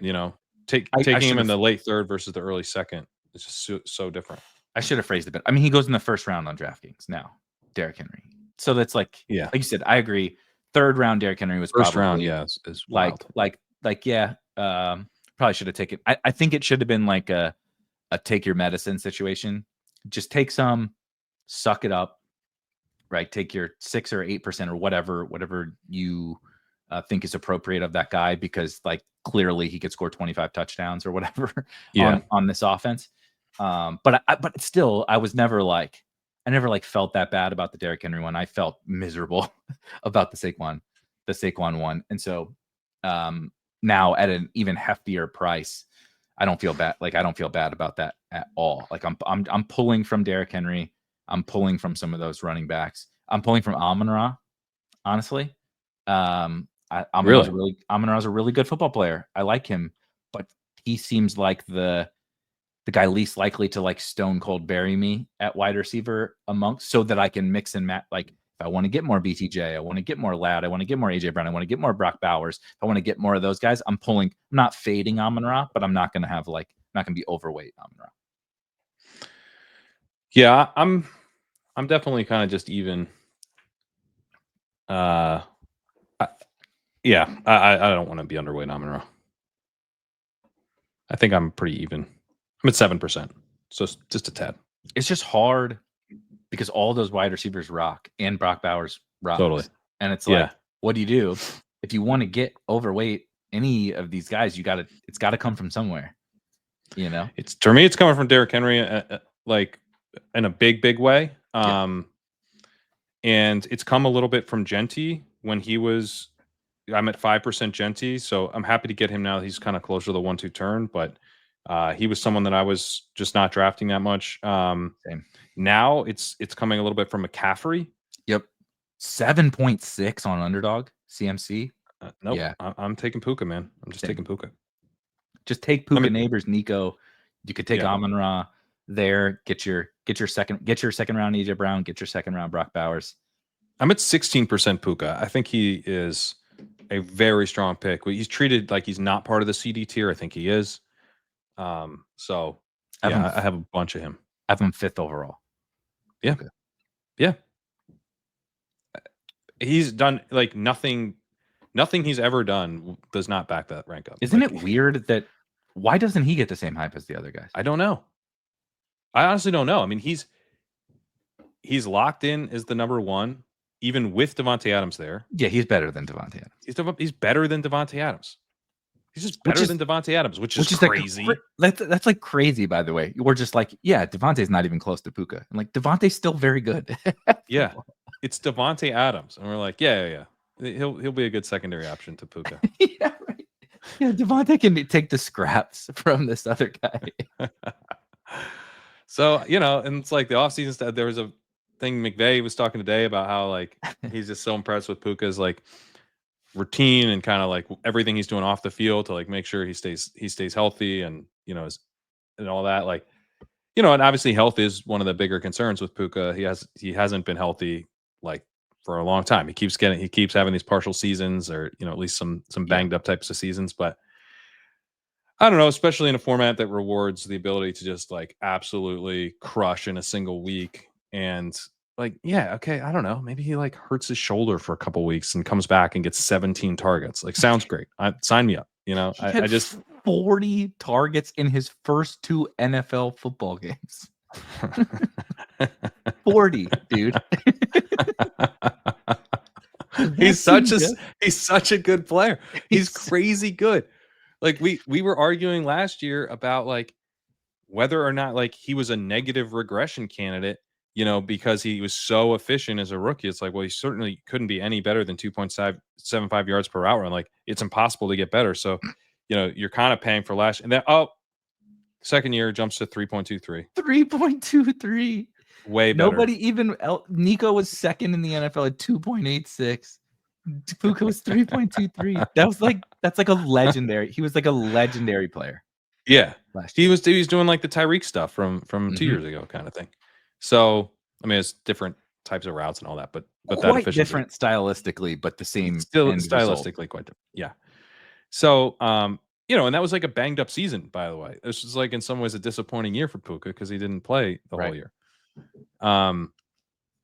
So anyway, it's just one of those things. I don't see like if you're gonna let me get 16% Puka without like really fading anyone that like it's causing me to fade CMC, who missed all of last season with an Achilles thing and is old.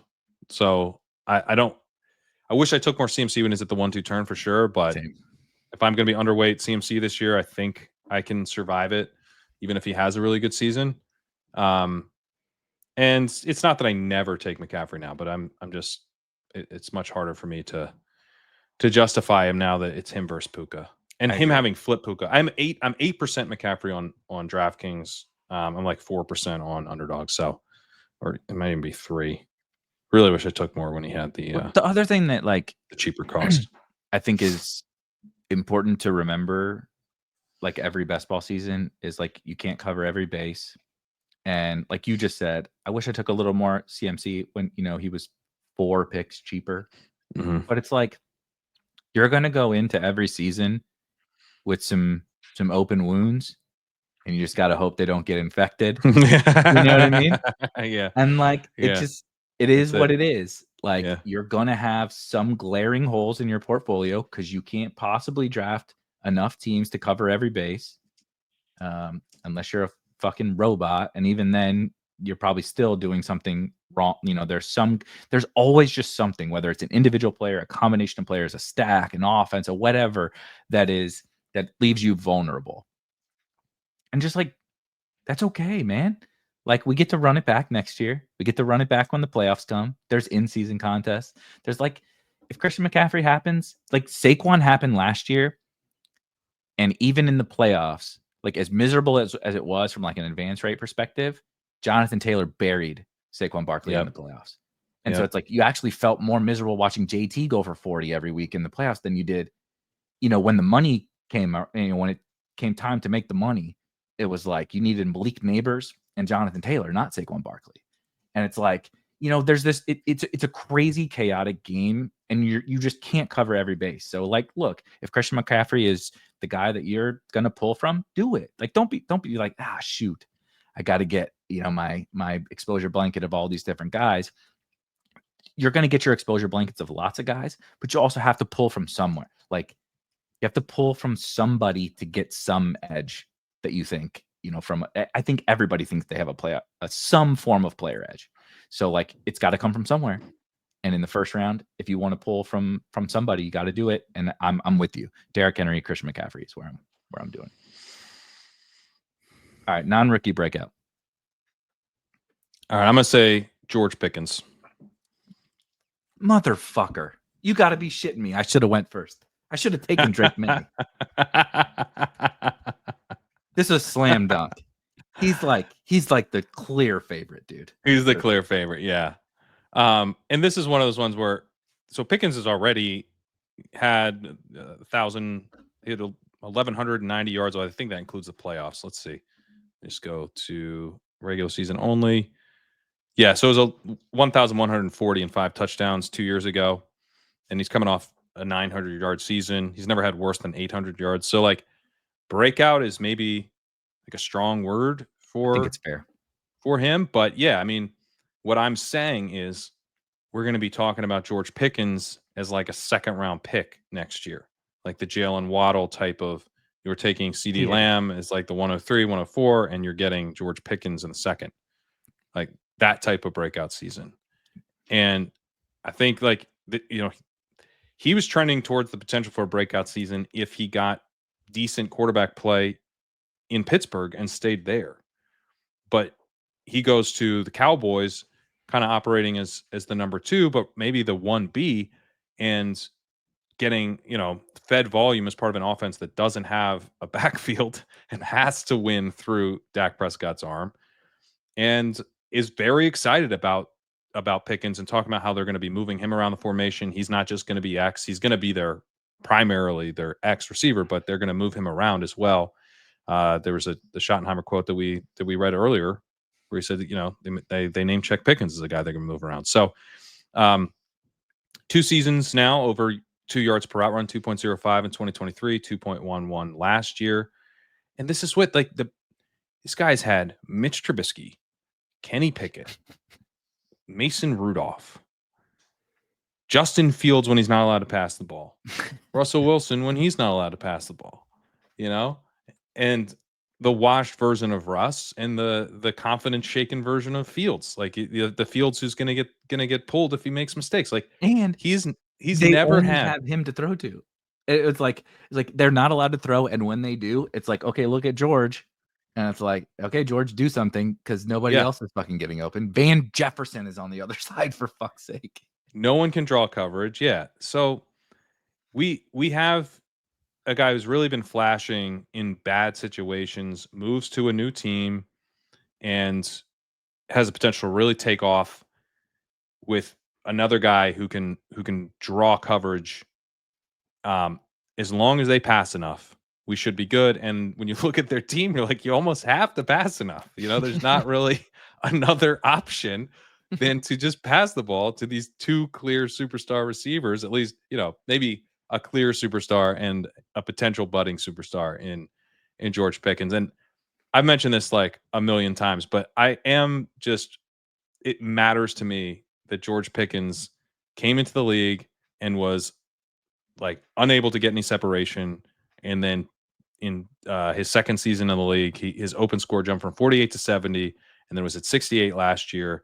He can get open. He's a true number 1 receiver, not just kind of the contested catch deep threat guy. Like, this is not like Mike Williams. This is a legit number 1 R.I.P. receiver who can beat people downfield. Oh man, why you gotta bag on Mike Williams? He just retired. Well, Come on. He's a pretty helpful archetype. That's true. Yeah. It's actually a really good comp for like what I think many people think George Pickens is. Right. And what he actually, whether or not he is more than that is maybe debatable, but what the potential is for George Pickens is far beyond what Mike Williams did. And I'd say he's more like a skinnier Mike Evans. Mm-hmm. Yeah. Like, he can do all that stuff. Like, if you need him to like win a contested catch, he definitely can. But you can use him in a bunch of different ways. The same way where it's one of the reasons Mike Evans is so good is that you can like get him the ball on shallow targets. Like, you can use him as a yak guy. You can do a ton of different things. We just haven't had the chance to see him in a situation that can fully utilize him, and we get that this year. And you get that at a late 4th round cost, maybe even a 5th round cost, depending on the draft. So there's a lot of room for him to break out. I mean, this is a classic thing.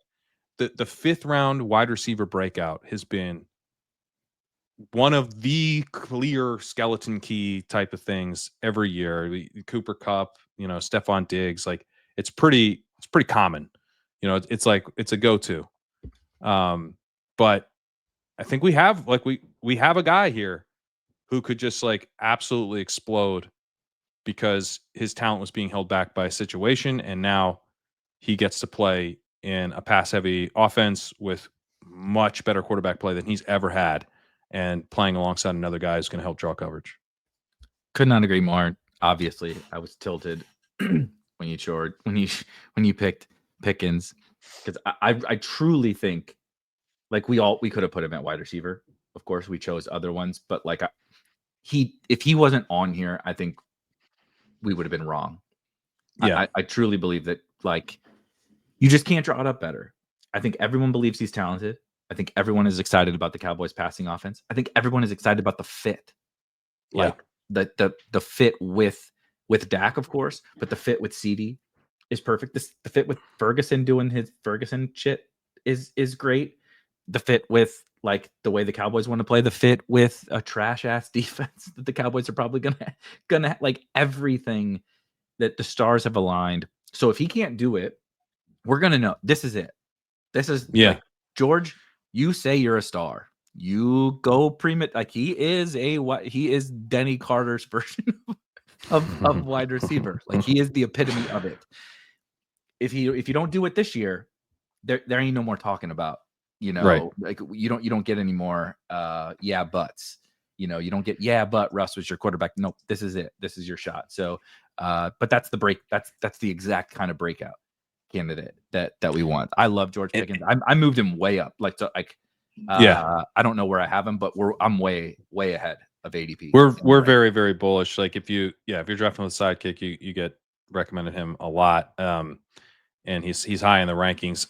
Yeah, it's the other thing I would just note on Pickens is that there was some fear, and I think maybe it was kind of prudent to be a little cautious with him because you have a guy that the Steelers, a wide receiver who the Steelers are kind of like, for personality reasons, we're moving on. That has not worked out like well at all.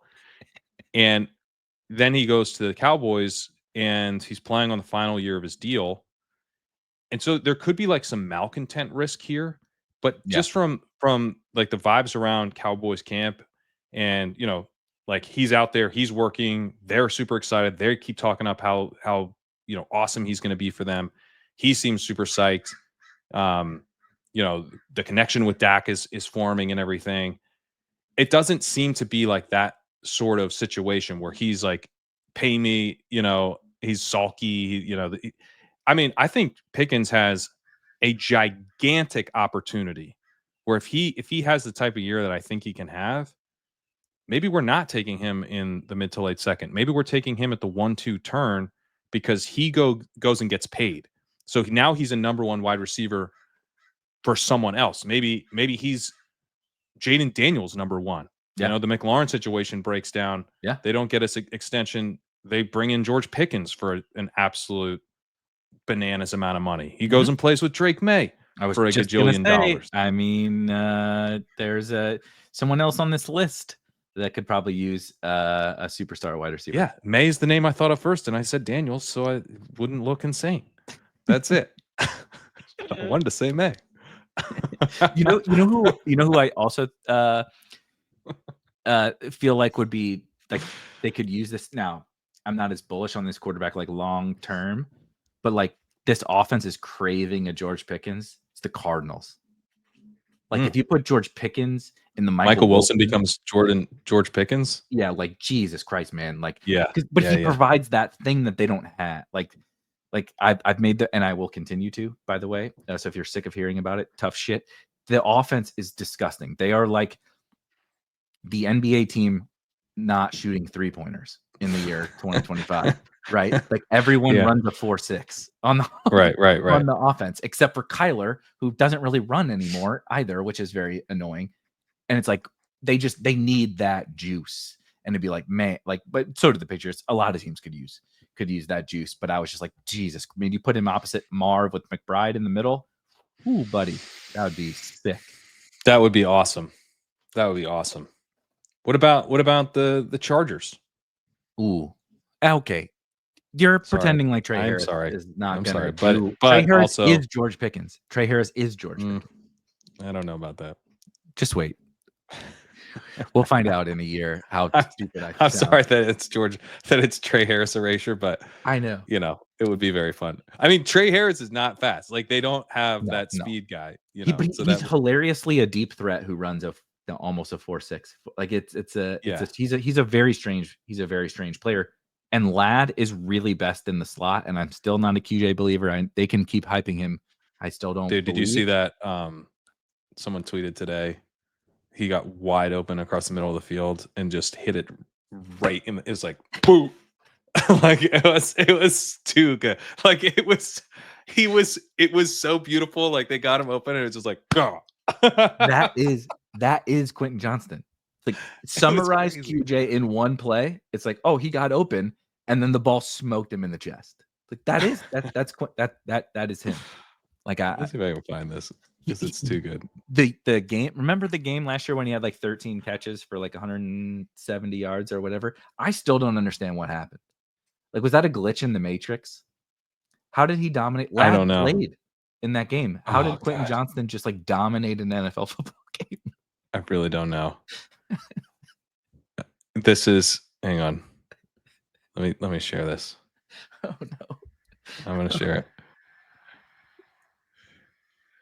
Is it the clip? It's the clip, baby. Oh, no. It's the day. It's so bad. I just can't believe it. There's another one while you're pulling this up. It's a still shot of QJ catching like a touchdown. And they go, Ladd was there just in case. Because QJ. Oh, yeah, I've seen this. Yeah. QJ can't catch. I've seen this. And QJ, it's also hilarious because he's like cradling it, like he's not hand catching it, he's body catching it. And Ladd's right behind him, like ready to catch it. It's like, but the best part is because Ladd's like concentration, like Ladd's as focused as he would be if the ball was in the air. Like the fact that QJ is teammate, he's not dialed down at all. He's as locked in as if QJ was not there at all. So good. All right, all right, here we go. I'm down for this. For the Ducks? Yeah. Let's go, Q! Right there! Oh, come on! Let's go, Q! Right there! Good route, good read, right in the chest, brother. That's a good sound effect there. It's a great route. Oh my God! It really does just bounce off his chest. Oh, dude! The end. God. He pulls the high school wide receiver too at the end, like hands on head, like my God, I can't believe I dropped this. Like not swaggy at all, not just like no big deal. He knows the drops are a problem. If he didn't before, look right here. It's this. Like he shifts his hands down. Look at his hands. Yeah, go get it. Go get the ball. All right, let's see if he gets the ball. Get it. All right. It ate him up. It's like it's like an in-between hop on a ground ball. Yeah. You got to go get it. He went back and it came off it goes to the shoulder. Yeah. Exactly. Ate him up. Yeah. And then you do this. Yeah. Oh no. Yeah. It's brutal. Oh God. That is QJ, not the key to the season. As it turns out. Notably not a skeleton key. Actually, I'm drafting some QJ. We're mostly just having fun. I'm drafting Quentin. I have 4%. So the Chargers are pretty fun offense to attack this year. So I'm in. All right. So I luckily planned out a second non-rookie breakout. This one is the boldest. This is the boldest take on the board. I'm glad that I'm glad I sniped you to get to the bold take. Because now I have to give a crazy take. But I've really, really started to come around to this one. It's a late round player. He's a second-year player. And last year, we were pretty excited. He's on, maybe the most, he is on the stack that you tried to push to be one of the top stacks when we ranked our 32 stacks in best ball. And last year, because he was a third-round pick, is this Jermaine Burton? We were really excited we were really excited because it was like, what else is there? He's a really talented player. He's very George Pickensy, quite frankly. He is. He's very George Pickensy. George Pickens is the chill version, though. Yes, yeah, which is saying that is the chill version is doing a lot of work in that sentence. Jermaine Burton is. What if George Pickens was a diva? Yeah. If George Pickens was, I don't even know how to phrase this. George Pickens is like the most diva you can get, and now imagine the diva version of that. Imagine he's like domestic George. It's like Inception. It's like Inception. It's like George Pickens within George Pickens. Within George Pickens is Jermaine George Burton. Pickens is at a coffee shop. Yeah. Jermaine Burton is laying on train tracks. That's yes. I like that. Yeah. However, I don't know if you can hear that. There's vacuuming going on in the house, which is perfect timing for Jermaine Burton conversation. I drafted a bunch of Andre Yoshivas last year because the Burton stuff was at this time of year is when it started to be like, oh no, this dude is an asshole. It was like he's talented, but like it was not a lot of positive. There was not much positive last summer around Jermaine Burton. Andre Yoshivas was like whatever, like kind of appealing, really raw, Ivy League kid, whatever. And that like quasi worked because he scored a bunch of touchdowns. But that's not really how real life football works. He scored a bunch of touchdowns. He was bad. He's not good. He was an woefully inefficient receiver. Yoshi was last year. So the opportunity now is there's a guy that the Bengals saw a whole season. He ran 1 million rounds. Yoshi did and did nothing. So much so that Mike Gesicki is a tight end in name only. He's a slot receiver. So they would play Gesicki in the slot and obviously play T and Jamar Chase. There's an opportunity here on the most prolific passing offense in the NFL with a player that we were excited about last year. All the reports over the course of this offseason are like, nope, he's got his head on straight. We're really excited about the work he's doing. He's learning, like you can't do what you did as a rookie. He's talked about it like he's learned from that rookie season. Is that true? I don't know. Are you always an asshole? Probably. Like, he's probably just that guy. But can he take enough steps to let his talent like shine through a little bit? And so far, again, it's not even a full week of camp. There's a lot of nice little positive notes about Jermaine Burton, and he is undrafted. If you want Jermaine Burton in a best ball draft, you can have him whenever you want, and he's attached to the Cincinnati Bengals. George Pickens is my pick as well, right? But like, if I want to get deep in the bag, I kind of like this kind of like a second-year breakout when we were on them last year, and now we wrote them off, and it's like, but Yoshi didn't do anything to earn that spot. What if Burton takes a leap? Now all of a sudden we get this guy that we thought we were getting last year in year 2. Yeah, my big concern with Burton is that he's still like his rookie season was so bad.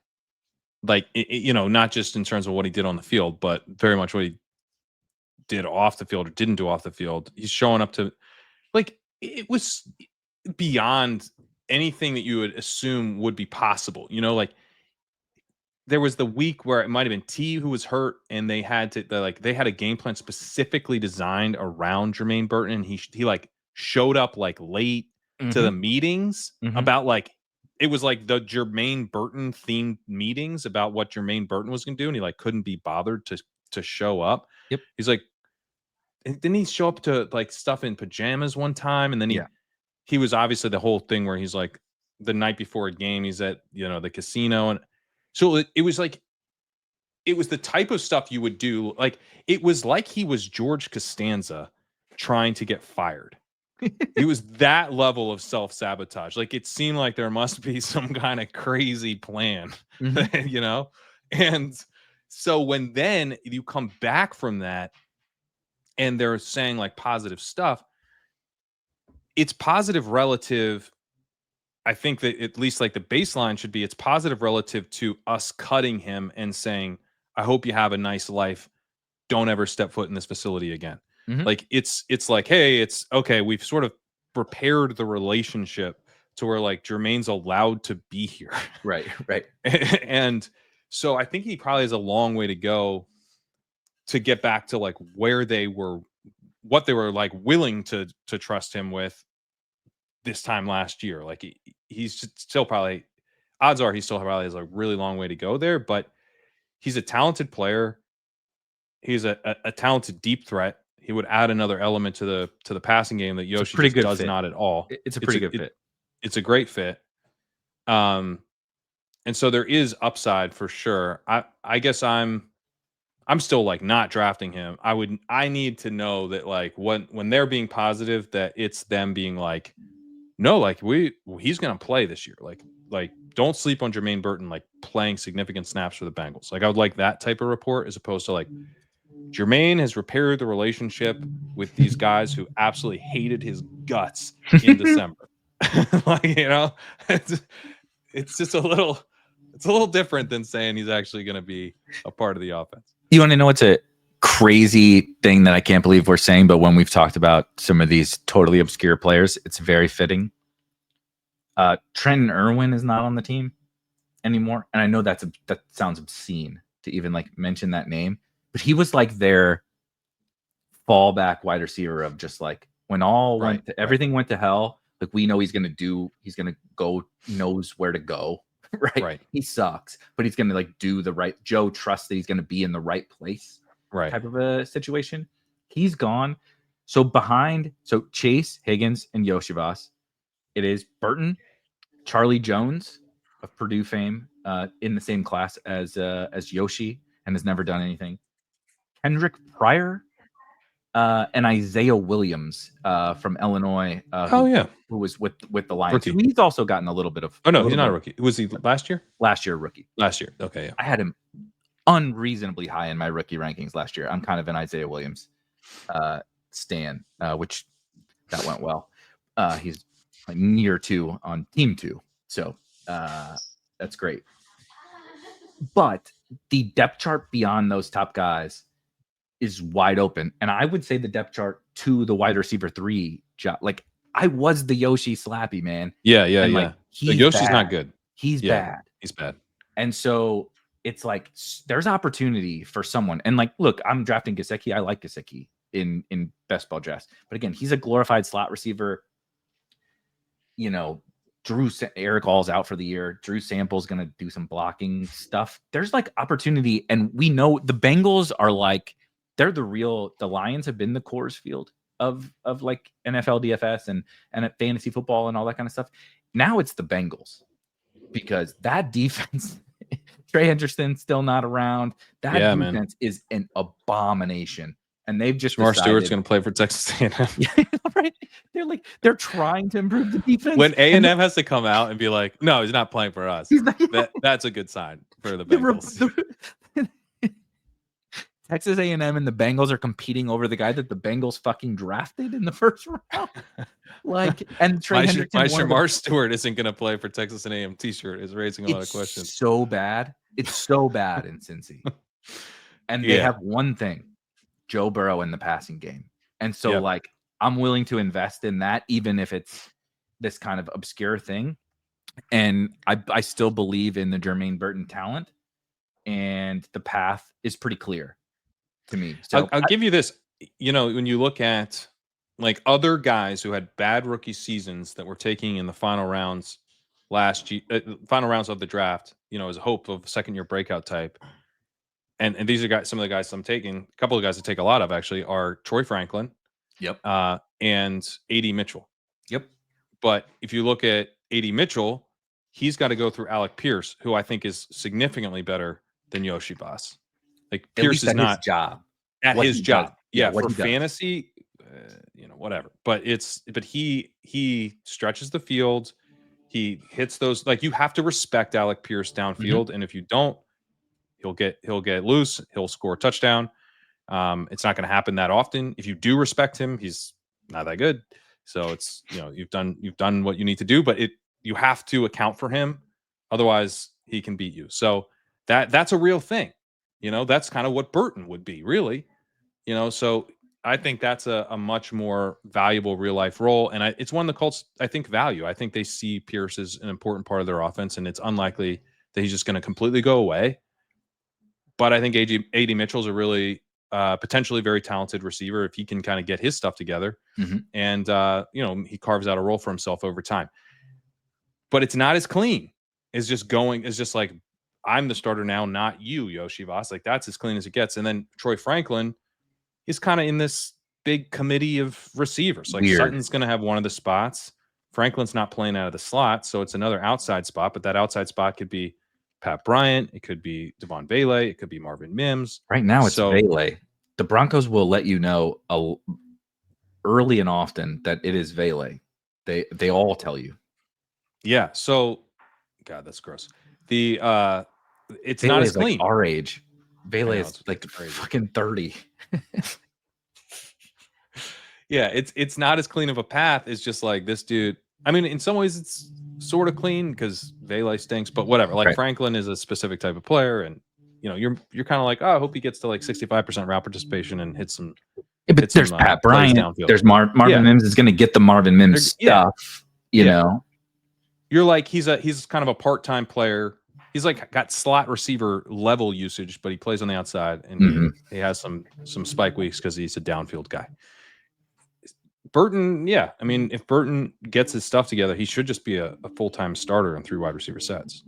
On a team that's going to throw a ton and score a ton and need to score a ton because they ain't going to stop anybody. Yeah. From scoring. Yeah. I would like to see a little bit more of the redemption story first. I'm with you, but I like those guys that we like, whether rightfully or we just talked ourselves into last year. So like I've taken a dabbling of Jordan Whittington in some drafts, like specifically where it makes sense, where like maybe I don't have Puka, I have like Devontae, and then like let's take Tutu and Jordan Whittington or whatever. Like, like I have a robust team. I'm dreaming up a scenario, but it's like let's envision a scenario where I can, with one thing, I can benefit from all this different stuff. And like last year, the whole thing was right. Whittington is the like CV bet on Cup and Puka. And that didn't work, but like, was it wrong? Now Demarcus Robinson is gone. Tutu is Tutu. Yeah, Tutu's Tutu. Like he's going to play more, but he's never going to be like, if Puka goes down, like you're not building the offense around Tutu Atwell. No. So like, last year were the people drafting. I didn't draft Jordan Whittington, to be clear, but are the people that drafted Jordan Whittington, were they wrong or were they just early? Right. That's my like Jermaine Burton thing, is like, I kind of like those guys, like Cedric Tillman last year, Parker Washington last year, is like kind of the CV bets in the last round, contingent value bets in like the last round of wide receiver, on specifically on guys that we were like, at some point we've been excited about. Like, I like those kind of bets. Like to your point, it may be a little early. I like to jump the gun a little bit on these guys. Like, I'm an excitable fellow, but like, especially as all this camp stuff rolls in, where like we know all the backfields, we know like the late rounds are going to dry out, especially in 20 that's rounds. true. That's true. So then these guys become really viable. Like I drafted Cedric Tillman last year, but it was like August, and it was like, oh shit, all the late round guys that I liked before are now gone, and now it's like, now let's take this guy who I liked him as a prospect.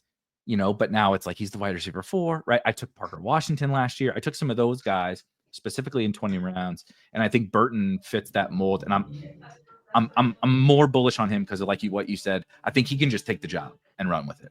Yep. No, that does make sense. I have a heart out that I didn't mention, but I probably should have. Can you hear this, by the way? Yeah, I can. It's I texted my wife, and I'm losing my shit over here. It's not as loud as you think it is, okay. But it's It feels like there's a fucking tornado to me, for sure. It's painful.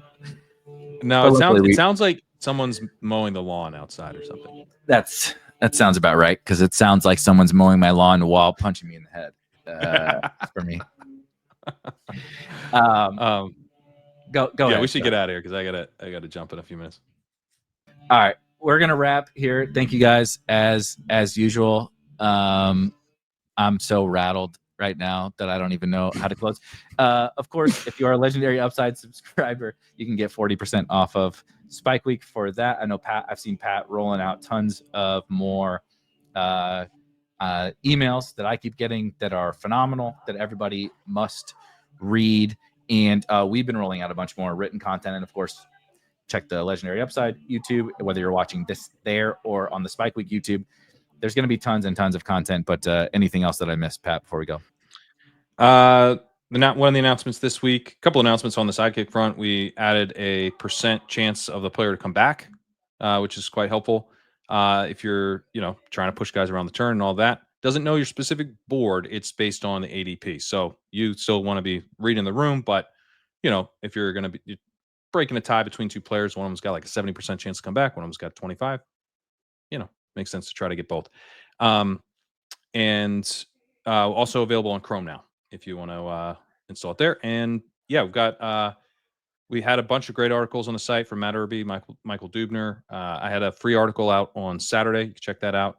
And yeah, lots more content rolling out on the site in the coming week or two, and obviously throughout the rest of the summer. Here's what I will leave you with, because I just received this text message, and it will trigger the people on the way out. This morning, I mentioned that I did a show about, just breaking down all the training camp news and everything from a fantasy perspective, and mostly trolling.